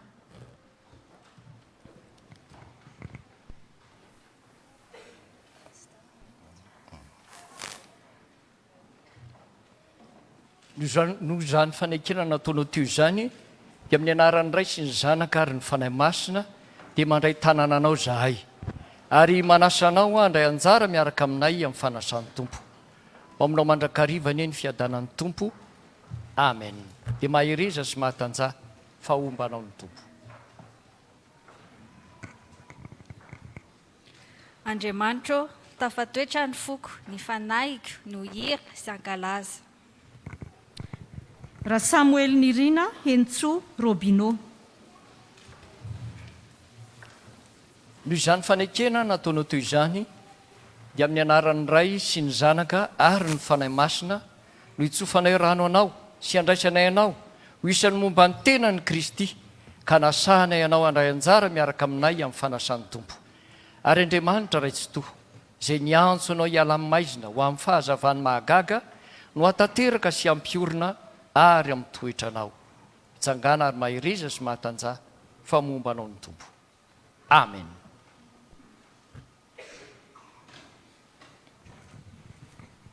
Tario amin'ny fahamarinanao ka ampianaro fa ianao no Andriamanitra ny famonjenay.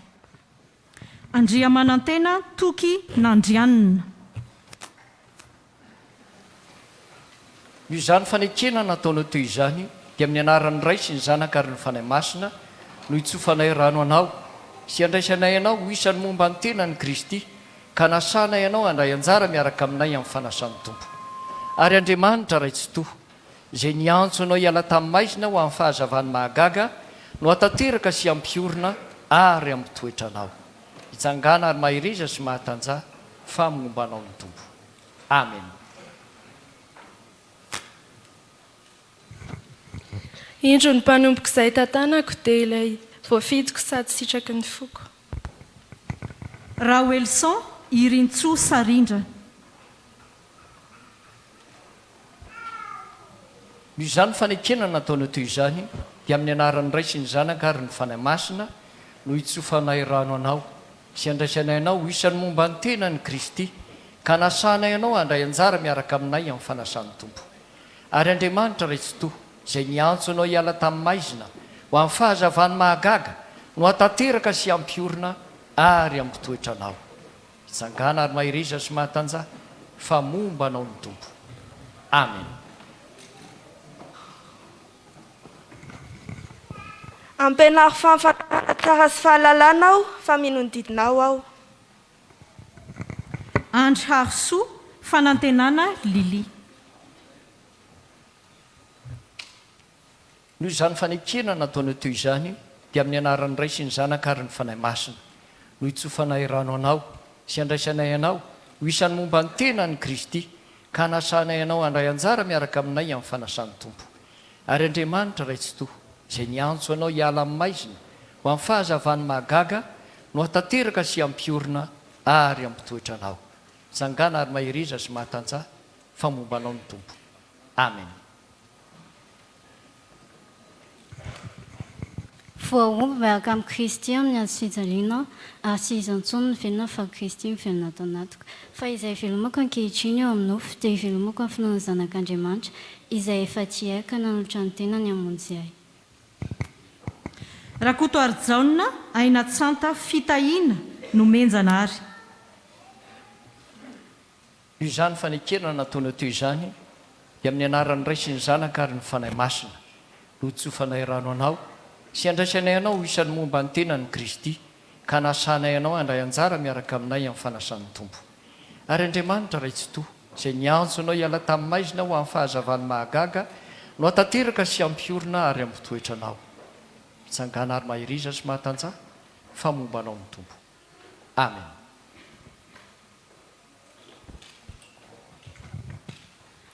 Andriamanitra tokoa no hitombenany fanahiko avy amin'ny famonjenay.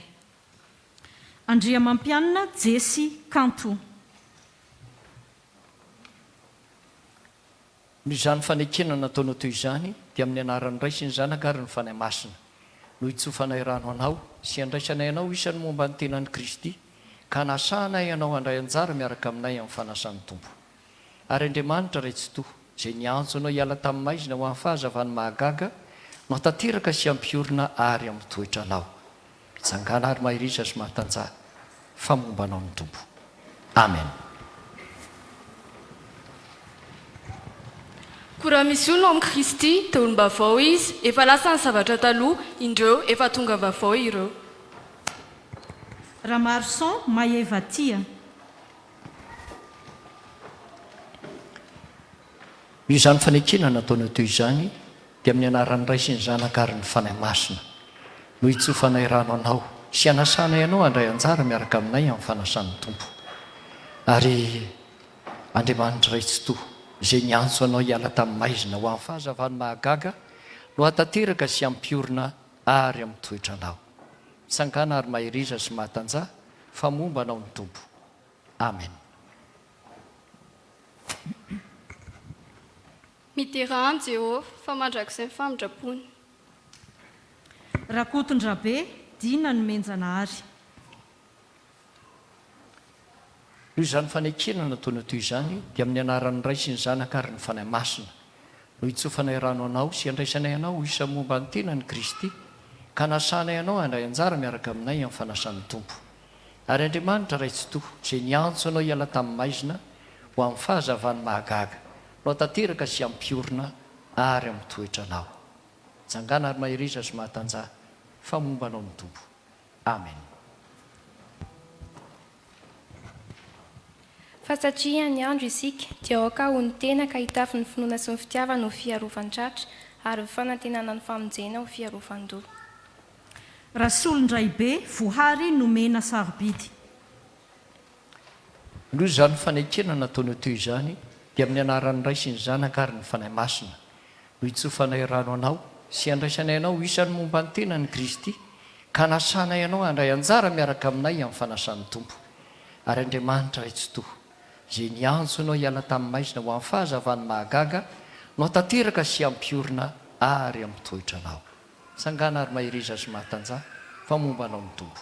Amen. Fa raha izao kosa dia ny famindraponao no hitokiako ho faly amin'ny famonjenao ny foko. Andriambelo ra Danielina tsara mirindra ravaka ny aina. Izany fanekena nataonao teo izany dia amin'ny anaran'ny Ray sy ny Zanaka ary ny Fanahy Masina no hitsofanay rano anao sy andraisanay anao isan'ny momba ny tena ny Kristy ka nasanay anao handray anjara miaraka aminay amin'ny fanasan'ny Tompo. Ary Andriamanitra Raitsotoa, izay niantso anao hiala tamin'ny maizina ho amin'ny fahazavany mahagaga no tanteraka sy ampiorina ary ampitoetra anao. Tsangana ary mahiriza sy mahatanjah fa momba anao ny Tompo. Amen.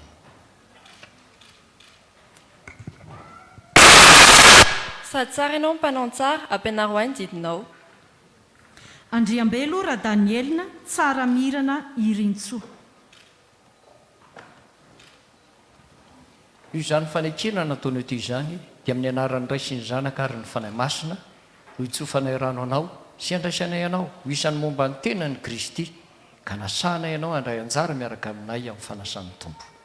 Ary Andriamanitra Raitsotoa, izay niantso anao hiala tamin'ny maizina ho amin'ny fahazavany mahagaga no tanteraka sy ampiorina ary ampitoetra anao. Sangana ary mahiriza sy mahatanjah fa momba anao ny Tompo. Amen.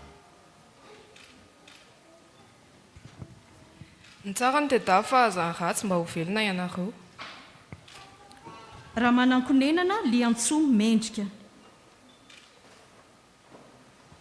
Izany fanekena nataonao toy izany dia amin'ny anaran'ny Ray sy ny Zanaka ary ny Fanahy Masina no hitsofanay rano anao sy andraisanay anao isan'ny momba ny tena ny Kristy ka nasanay anao handray anjara miaraka aminay amin'ny fanasan'ny Tompo. Ary Andriamanitra Raitsotoa, izay niantso anao hiala tamin'ny maizina ho amin'ny fahazavany mahagaga no hatanteraka sy ampiorina ary ampitoetra anao. Tsangana ary mahiriza sy mahatanjah fa momba anao ny Tompo. Amen. Indro famarinanao am-pony sitrakao ary fahendrenao miafina anao ampahafantarinao ahy. Randriana Arson Mano Navalina. Noho izany fanekena nataonao toy izany dia amin'ny anaran'ny Ray sy ny Zanaka ary ny Fanahy Masina no hitsofanay rano anao sy andraisanay anao ho isan'ny momba ny tena ny Kristy ka nasanay anao handray anjara miaraka aminay amin'ny fanasan'ny Tompo. Ary Andriamanitra Raitsotoa, izay niantso anao hiala tamin'ny maizina ho amin'ny fahazavany mahagaga no tanteraka sy ampiorina ary ampitoetra anao. Tsangana ary mahiriza sy mahatanjah fa momba anao ny Tompo. Amen. Entoko fahasoavana sy famindram-ponao naraka amin'ny andro rehetra ianao dia toetra hatrany Jehovah-andro lava ao. Rakotiny aina Irina Soa Valérie Diana. Izany fanekena nataonao toy izany dia amin'ny anaran'ny Ray sy ny Zanaka ary ny Fanahy Masina no hitsofanay rano anao sy andraisanay anao isan'ny momba ny tena ny Kristy ka anasanay anao handray anjara miaraka aminay amin'ny fanasan'ny Tompo. Ary Andriamanitra Raitsotoa, izay niantso anao hiala tamin'ny maizina ho amin'ny fahazavany mahagaga no tanteraka sy ampiorina ary ampitoetra anao. Tsangana ary mahiriza sy mahatanjah fa momba anao ny Tompo. Amen. Ary mandalo izao fiainana izao sy ny filany fa izay manao sitrapon'Andriamanitra ny maharitra mandrakizay. Amonjy ny toerana ireto andiany voalohany reto dia ataontsika ny hira 446 andiny faharoa.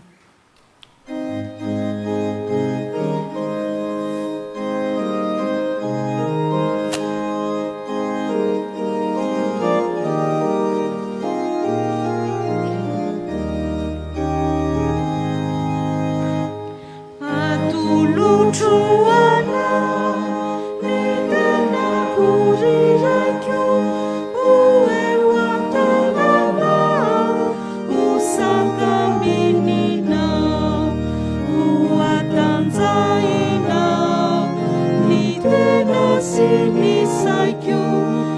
sikina tokoa iadimoana.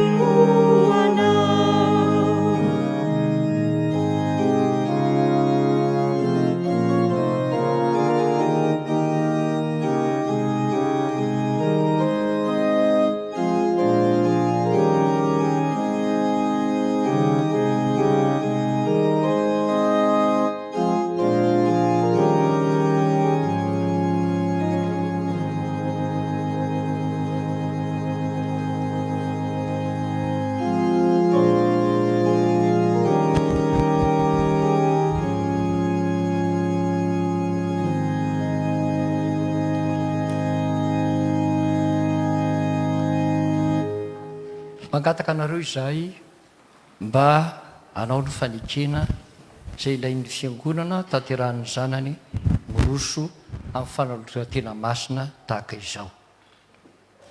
Amin'ny anaran'ny Tompo. Manan-tahotra fa Jesosy ny Tompo sy mpamonjy ahy, voavelany eto ary azoko ny famonjena. Ekeko ny odisy amin'nyko azy ny folo rehetra, ny fitarian'ny fanahy masina, ka soty vavaka sy hamaky ny fahezisan'andro araka izay azo atao. Hanao ny fitondrana ao amin'ny fiangonan'i Jesosy Kristy teto Madagasikara ary hanazany hevitra tapaka amin'ny fidin'ny mpandray. Ny Heran'Andriamanitra no iankinako ary tanterahako izany rehetra izany. Rabary Andriamihaja Brenda Victoria.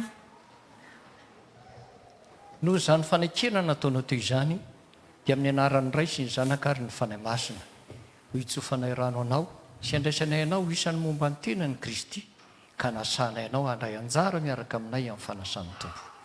Ary Andriamanitra ray tsy toa izay niantso anao hiala tamin'ny maizina ho amin'ny fahazavany mahagaga no hatanteraka sy ampiorina ary amin'ny toetra anao. Mitsangana ary mahiriza sy mahatanja fa momba anao ny Tompo. Amen. Jehovah, tsarovy eo amin'ny andro fankasitrahanao ny olonao, fangio amin'ny famonjenao aho, ahitako ny soazony voafidinao. Ramanandray Tsiory nomenjana ary Priska. Noho izany fanekena nataonao toy izany dia amin'ny anaran'ny Ray sy ny Zanaka ary ny Fanahy Masina no itsofanay rano anao sy andraisanay anao isan'ny momba ny tenan'i Kristy ka nasanay anao handray anjara miaraka aminay amin'ny fanasan'ny Tompo. Ary Andriamanitra ray tsy toa izay niantso anao hiala tamin'ny maizina ho amin'ny fahazavany mahagaga no hatanteraka sy ampiorina ary ampitoetra anao. Tsangana ary mahiriza sy mahatanja fa momba anao ny Tompo. Amen. Nididinao ravoravoko, soadiniko ny teninao. Andriamam-pianina Tsanta. Noho izany fanekena nataonao teo izany dia amin'ny anaran'ny Ray sy ny Zanaka ary ny Fanahy Masina no itsofanay rano anao sy andraisanay anao isan'ny momba ny tenan'i Kristy ka nasanay anao handray anjara miaraka aminay amin'ny fanasan'ny Tompo. Ary Andriamanitra ray tsy toa izay niantso anao hiala tamin'ny maizina ho amin'ny fahazavany mahagaga no hatanteraka sy ampiorina ary ampitoetra anao. Tsangana ary mahiriza sy mahatanja fa momba anao ny Tompo. Amen. Aminao Jehovah nanandratako ny fanahiko. Rabiaza Maholy Razana Tseheno Andrianina. Noho izany fanekena nataonao toy izany dia amin'ny anaran'ny Ray sy ny Zanaka ary ny Fanahy Masina no itsofanay rano anao sy andraisanay anao isan'ny momba ny tenan'i Kristy ka nasanay anao handray anjara miaraka aminay amin'ny fanasan'ny Tompo. Ary Andriamanitra ray tsy toa izay niantso anao hiala tamin'ny maizina ho amin'ny fahazavany mahagaga no hatanteraka sy ampiorina ary ampitoetra anao. Hitsangana ary mahiriza sy mahatanja fa momba anao ny Tompo. Amen. Ankino amin'ny Jehovah ny lalanao ary matoky azy fa ataony tanteraka. Rakoto Harsoa Elle Nirina Liantsoa. Noho izany fanekena nataonao toy izany dia amin'ny anaran'ny Ray sy ny Zanaka ary ny Fanahy Masina itsofanay rano anao sy andraisanay anao isan'ny momba ny tenan'i Kristy ka nasanay anao handray anjara miaraka aminay amin'ny fanasan'ny Tompo. Ary Andriamanitra ray tsy toa izay niantso anao hiala tamin'ny maizina ho amin'ny fahazavany mahagaga no hatanteraka sy ampiorina ary ampitoetra anao. Hitsangana ary mahiriza sy mahatanja famombanao ny tombo. Amen. Tsy anareo no nifidy ahy fa izaho no nifidy anareo. Rajaona Arvelo mampionina hasimboangy. Noho izany fanekena nataony toy izany dia amin'ny anaran'ny Ray sy ny Zanaka ary ny Fanahy Masina no hitsofanay rano anao sy andraisanay anao isan'ny momba ny tenan'i Kristy ka nasanay anao handray anjara miaraka aminay amin'ny fanasan'ny tombo. Ary Andriamanitra ray tsy toho izay niantso anao hiala tamin'ny maizina ho amin'ny fahazavany mahagaga no hatateraka sy ampiorina ary ampitoetra anao. Tsangana ary mahiriza sy mahatanjaka fa momba anao ny tombo. Amen. Ny fon'ny olona mihevitra tsara ny alehany fa Jehovah ihany malafirary ny tiany. Razafitsalama Andriambelonoro Andi ny aina. Noho izany fanekena nataony toy izany dia amin'ny anaran'ny Ray sy ny Zanaka ary ny Fanahy Masina no hitsofanay rano anao sy andraisanay anao isan'ny momba ny tenan'i Kristy ka nasanay anao handray anjara miaraka aminay amin'ny fanasan'ny tombo. Ary Andriamanitra ray tsy toho izay niantso anao hiala tamin'ny maizina ho amin'ny fahazavany mahagaga no hatateraka sy ampiorina ary ampitoetra anao. Tsangana ary mahiriza sy mahatanjaka fa momba anao amin'ny tombo. Amen. Jehovah efa nasianao son mpanomponao araka ny teninao. Rajaona Lala Eli Steve. Noho izany fanekena nataony toy izany dia amin'ny anaran'ny Ray sy ny Zanaka ary ny Fanahy Masina no hitsofanay rano anao sy andraisanay anao isan'ny momba ny tenan'i Kristy ka nasanay anao handray anjara miaraka aminay amin'ny fanasan'ny tombo. Ary Andriamanitra ray tsy toho izay niantso anao hiala tamin'ny maizina ho amin'ny fahazavany mahagaga no hatateraka sy ampiorina ary ampitoetra anao. Tsangana ary mahiriza sy mahatanjaka fa momba anao ny tombo. Amen. Fa efa namonjay ianao ary ao ambanin'ny aliko ny ilason ny obiko. Andry Harsoa Andry ny aina. Noho izany fanekena nataony toy izany dia amin'ny anaran'ny Ray sy ny Zanaka ary ny Fanahy Masina no hitsofanay rano anao sy andraisanay anao isan'ny momba ny tenan'i Kristy ka nasanay anao handray anjara miaraka aminay amin'ny fanasan'ny tombo. Ary Andriamanitra ray tsy toho izay niantso anao hiala tamin'ny maizina ho amin'ny fahazavany mahagaga no hatateraka sy ampiorina ary ampitoetra anao. Tsangana ary mahiriza sy mahatanjaka fa momba anao ny tombo. Amen. Ny vavaka hitory ny fahamarinanao sy ny famonjena mandrakariva fa tsy fantatro ny isany. Andry Nirina Marino.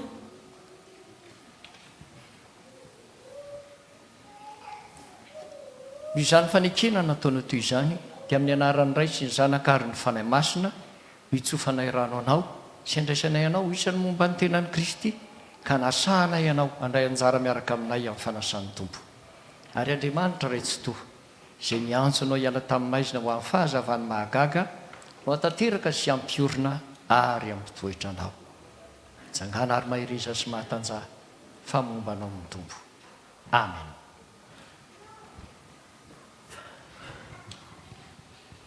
Fa ny fahasoavan'Andriamanitra natoy izao aho. Andria Mahadson Aiky Mendrika. Noho izany fanekena nataony toy izany dia amin'ny anaran'ny Ray sy ny Zanaka ary ny Fanahy Masina no hitsofanay rano anao sy andraisanay anao isan'ny momba ny tenan'i Kristy ka nasanay anao handray anjara miaraka aminay amin'ny fanasan'ny tombo. Ary Andriamanitra ray tsy toho izay niantso anao hiala tamin'ny maizina ho amin'ny fahazavany mahagaga no hatateraka sy ampiorina ary ampitoetra anao. Tsangana ary mahiriza sy mahatanjaka fa momba anao ny tombo. Amen. Ifaly amin'i Jehovah ary ny fanahiko ho avoravo amin'Andriamanitra. Ramarson Livasoa Daniel. Noho izany fanekena nataony toy izany dia amin'ny anaran'ny Ray sy ny Zanaka ary ny Fanahy Masina no hitsofanay rano anao sy andraisanay anao isan'ny momba ny tenan'i Kristy ka nasanay anao handray anjara miaraka aminay amin'ny fanasan'ny tombo. Ary Andriamanitra ray tsy toho izay niantso anao hiala tamin'ny maizina ho amin'ny fahazavany mahagaga no hatateraka sy ampiorina ary ampitoetra anao. Tsangana ary mahiriza sy mahatanjara fa mombanao ny tompo. Amen. Na inona taonareo dia atao voninahitran'Andriamanitra izany rehetra izany. Razafindrakoto, balita tsiory sarobidy.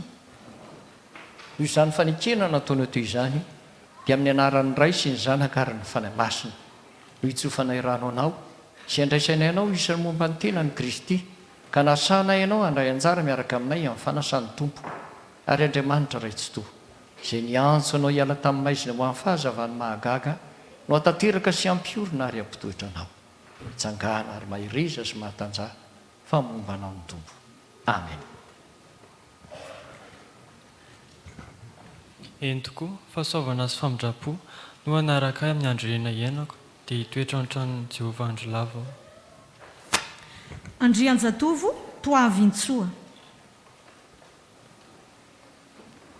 Noho izany fanekena nataonao toy izany dia amin'ny anaran'ny Ray sy ny Zanaka ary ny Fanahy Masina no hitsofanay rano anao sy andraisanay anao ho isan'ny momba ny tenan'i Kristy ka nasanay anao handray anjara miaraka aminay amin'ny fanasan'ny tompo ary Andriamanitra ray tsy toa izay niantso anao hiala tamin'ny maizina ho amin'ny fahazavany mahagaga no hatateraka sy ampiorina ary ampitoetra anao. Tsangana ary mahiriza sy mahatanjara fa momba anao ny tompo. Amen.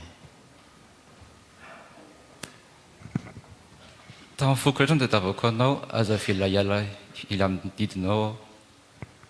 Andriamanpianina ary Jesy NG.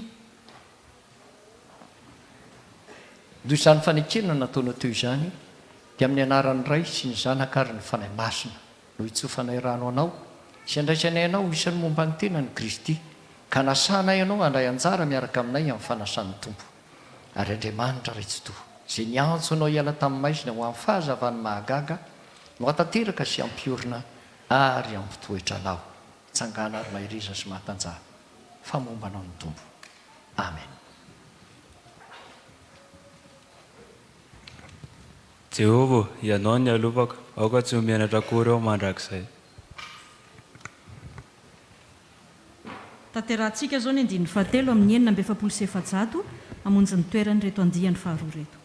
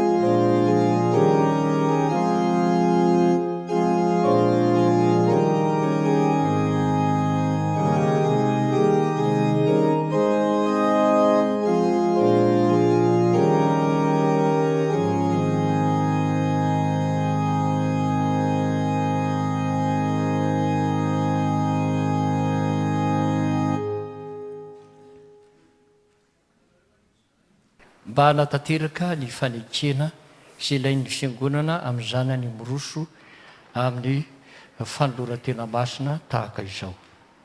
Amin'ny anaran'ny tompo.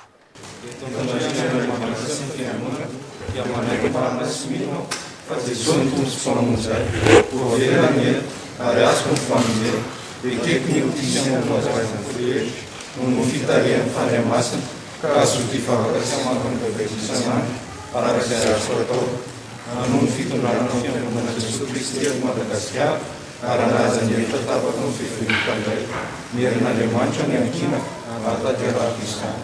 Amen. Rakoto vazaha, andrian'ny avo, ilon'ny ain'oliva manjaka. izany fanekena nataona toy izany dia amin'ny anaran'ny ray sy ny zanaka ary ny fanahy masina no itsofanay rano anao sy andraisanay ianao isan'ny momba ny tenany Kristy ka nasana ianao andray anjara miaraka aminay amin'ny fanasan'ny tompo ary Andriamanitra raitsy toa izay niantso anao hiala tamin'ny maizina ho amin'ny fahazavany mahagaga no atateraka sy ampiorina ary amin'ny toetra lao sangana ary mahiriza sy mahatanjaka fa momba anao ny tompo amen. Rovio Andriamanitra fa mialaka aminao aho. Rajaofera parany toavina. Izany fanekena nataony toy izany dia amin'ny anaran'ny ray sy ny zanaka ary ny fanahy masina no itsofanay rano anao sy andraisanay anao isan'ny momba ny tenany Kristy ka nasanay anao andray anjara miaraka aminay amin'ny fanasan'ny tompo ary Andriamanitra raitsy toa izay niantso anao hiala tamin'ny maizina ho amin'ny fahazavany mahagaga no atateraka sy ampiorina ary amin'ny toetra anao sangana ary mahiriza sy mahatanjaka fa momba anao ny tompo amen.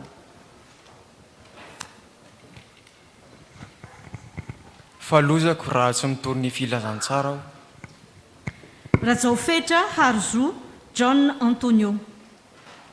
Ro izany fanekena nataona toy izany dia amin'ny anaran'ny ray sy ny zanaka ary ny fanahy masina no itsofanay rano anao sy andraisanay anao isan'ny momba ny tenany Kristy ka nasanay anao andray anjara miaraka aminay amin'ny fanasan'ny tompo ary Andriamanitra raitsy toa izay niantso anao hiala tamin'ny maizina ho amin'ny fahazavany mahagaga no atateraka sy ampiorina ary ampitoetra anao hitsangana ary mahiriza sy mahatanjaka fa momba anao ny tompo amen.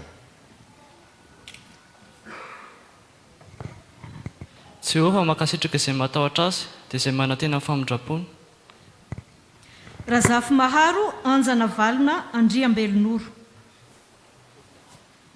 Io izany fanekena nataona toy izany dia amin'ny anaran'ny ray sy ny zanaka ary ny fanahy masina no itsofanay rano anao sy andraisanay anao isan'ny momba ny tenany Kristy ka nasanay anao andray anjara miaraka aminay amin'ny fanasan'ny tompo ary Andriamanitra raitsy toa izay niantso anao hiala tamin'ny maizina ho amin'ny fahazavany mahagaga no atateraka sy ampiorina ary ampitoetra anao tsangana ary mahiriza sy mahatanjaka fa momba anao ny tompo amen.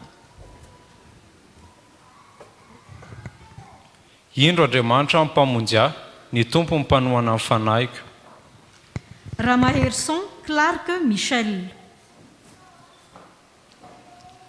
Izany fanekena nataona toy izany dia amin'ny anaran'ny ray sy ny zanaka ary ny fanahy masina no itsofanay rano anao sy andraisanay anao isan'ny momba ny tenany Kristy ka nasanay anao andray anjara miaraka aminay amin'ny fanasan'ny tompo ary Andriamanitra raitsy toa izay niantso anao hiala tamin'ny maizina ho amin'ny fahazavany mahagaga no atateraka sy ampiorina ary ampitoetra anao tsangana ary mahiriza sy mahatanjaka fa momba anao ny tompo amen. Fa izay mihinana ny nofoko sy misotro ny rako no manana fiainana mandrakizay. Rabiaza Maholy Haga Mandresy Manantsoa. Io izany fanekena nataona toy izany dia amin'ny anaran'ny ray sy ny zanaka ary ny fanahy masina no itsofanay rano anao sy andraisanay anao isan'ny momba ny tenany Kristy ka nasanay anao andray anjara miaraka aminay amin'ny fanasan'ny tompo ary Andriamanitra raitsy toa izay niantso anao hiala tamin'ny maizina ho amin'ny fahazavany mahagaga no atateraka sy ampiorina ary ampitoetra anao hitsangana ary mahiriza sy mahatanjaka fa momba anao ny tompo amen. Anaka atolory ainy fonao. Randriany Elso Nomenjanahary Luc. Io izany fanekena nataona toy izany dia amin'ny anaran'ny ray sy ny zanaka ary ny fanahy masina no itsofanay rano anao sy andraisanay anao isan'ny momba ny tenany Kristy ka nasanay anao andray anjara miaraka aminay amin'ny fanasan'ny tompo ary Andriamanitra raitsy toa izay niantso anao hiala tamin'ny maizina ho amin'ny fahazavany mahagaga no atateraka sy ampiorina ary ampitoetra anao tsangana ary mahiriza sy mahatanjaka fa momba anao ny tompo amen. Anao sitraponao Andriamanitra ny sitrako ary ny lalanao no atao anatiko. Rajona Lalandrianina. noho izany fanekena nataona teo izany dia amin'ny anaran'ny ray sy ny zanaka ary ny fanahy masina no hitsofanay rano anao sy andraisanay anao isan'ny momba ny tena ny Kristy ka nasahanay anao handray anjara miaraka aminay amin'ny fanasan'ny tompo. Ary Andriamanitra ray tsy toa izay niantso anao hiala tamin'ny maizina ho amin'ny fahazavany mahagaga no ampiorina anao sy ampitoetra anao ary ahatateraka izay tsara ho anao mitsangana ary mahiriza sy mahatanja fa momba anao ny tompo. Amen. Indro Andriamanitra ny mpamonjy ahy, ny tompo ny mpanohana amin'ny fanahiko. Razafindrakoto fanomezatsoa Romeo. Izany fanekena nataona teo izany dia amin'ny anaran'ny ray sy ny zanaka ary ny fanahy masina no hitsofanay rano anao sy andraisanay anao isan'ny momba ny tena ny Kristy ka nasahanay anao handray anjara miaraka aminay amin'ny fanasan'ny tompo. Ary Andriamanitra ray tsy toa izay niantso anao hiala tamin'ny maizina ho amin'ny fahazavany mahagaga no hatateraka sy ampiorina ary ampitoetra anao. Tsangana ary mahiriza sy mahatanja fa momba anao ny tompo. Amen. Fisaorana ne Jehova fa efa nihain'ny feo amin'ny fifonako izy. Rabary Andriamiaja Tsilavo Nirina Princy. Noho izany fanekena nataona teo izany dia amin'ny anaran'ny ray sy ny zanaka ary ny fanahy masina no hitsofanay rano anao sy andraisanay anao isan'ny momba ny tena ny Kristy ka nasahanay anao handray anjara miaraka aminay amin'ny fanasan'ny tompo. Ary Andriamanitra ray tsy toa izay niantso anao hiala tamin'ny maizina ho amin'ny fahazavany mahagaga no hatateraka sy ampiorina ary ampitoetra anao. Tsangana ary mahiriza sy mahatanja fa momba anao ny tompo. Amen. Ampianaran'ny lahinao Jehova ô dia andeha amin'ny fahamarinana, ampiraiso ny foko atahotra ny anaranao. Rakotondrainy be aro tefy. Noho izany fanekena nataona teo izany dia amin'ny anaran'ny ray sy ny zanaka ary ny fanahy masina no hitsofanay rano anao sy andraisanay anao isan'ny momba ny tena ny Kristy ka nasahanay anao handray anjara miaraka aminay amin'ny fanasan'ny tompo. Ary Andriamanitra ray tsy toa izay niantso anao hiala tamin'ny maizina ho amin'ny fahazavany mahagaga no hatateraka sy ampiorina ary ampitoetra anao. Tsangana ary mahiriza sy mahatanja fa momba anao ny tompo. Amen.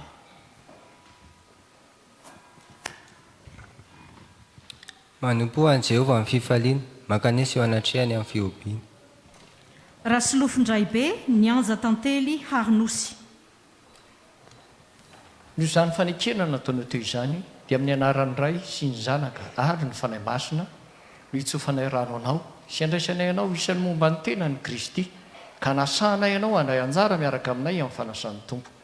Ary Andriamanitra ray tsy toa izay niantso anao hiala tamin'ny maizina ho amin'ny fahazavany mahagaga no hatateraka sy ampiorina ary ampitoetra anao.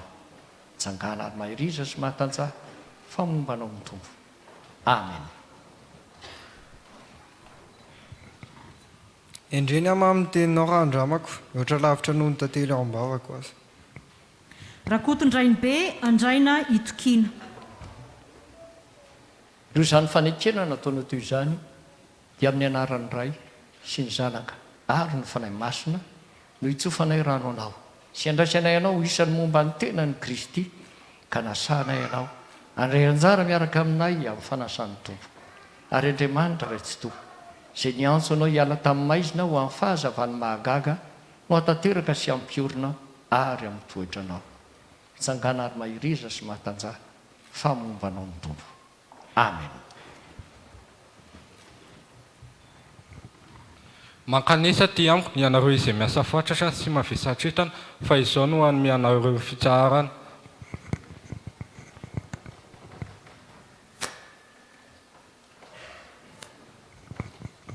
Ny andininy voalohany amin'ny 9:700 hamonjy ny toerana ireto.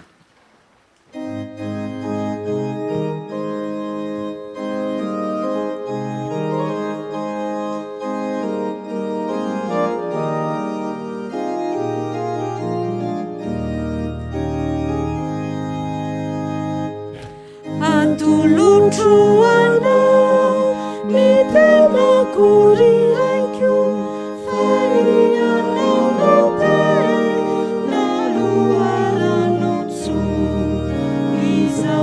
tontolo izao manintona ny saiko hiatakaminao ho ambony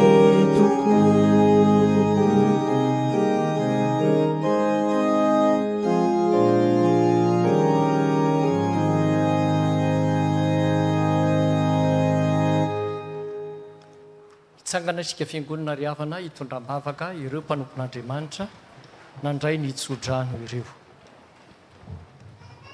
Vavaka isika. Isaoranay ianao ry Tompo Andriamanitra io, ny fahatanterahany ity fotoana sarobidy ity, na ny ekenao handray reto mpanomponao reto, hanana anjara eo amin'ny fanasanao masina. Vavaka aminao zay amin'ny fanomanan'izy ireo ny tenany, ny fony, ny sainy, ny fanahiny. Amin'izany fiombonana aminao Kristy, amin'ny alalan'izao sakramenta masina izay sitrakao. Efa nanomanana azy ka ny ekenao mba hanana ny anjara tamin'ity ahora sy fotoana sarobidy ity. Dia ianao Tompo no alavorary izay fiomanana rehetra mba tonga azy ireo hinana sy isotro amin'ny fanahy mendrika izany.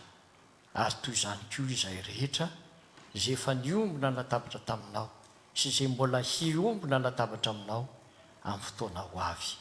Amin'ny anaranao ary Tompo, nentinay maniry sy manao izao vavaka izao. Amen. Aoka hipetraka ny fiangonana.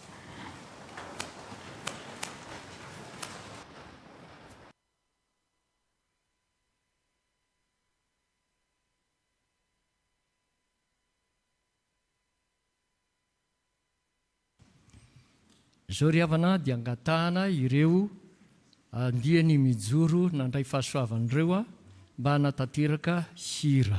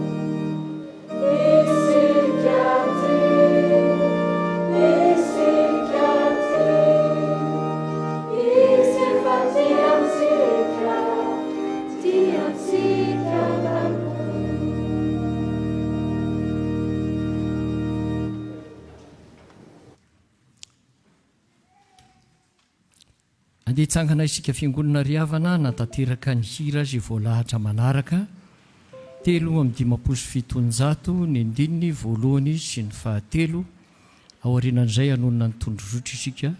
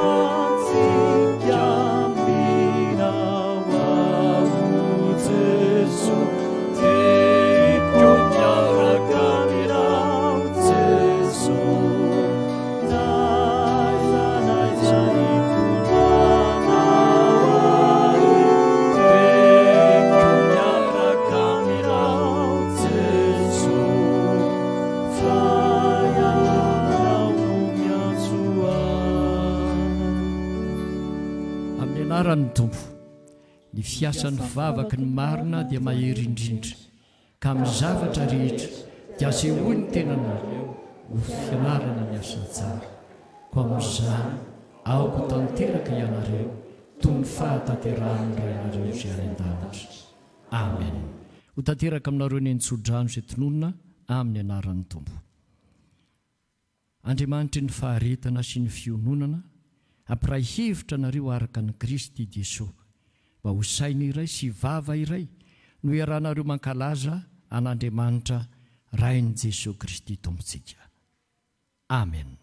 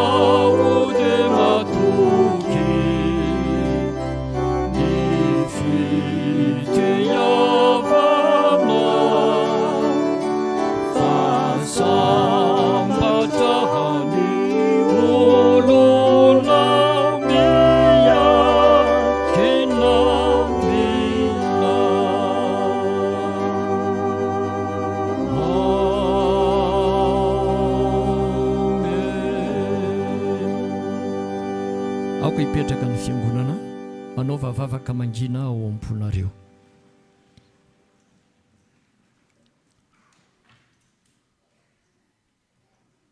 Ho an'Andriamanitra irery ihany eny ny voninahitra amin'ny anaran'ny Ray sy ny Zanaka ary ny fanahy masina. Amen.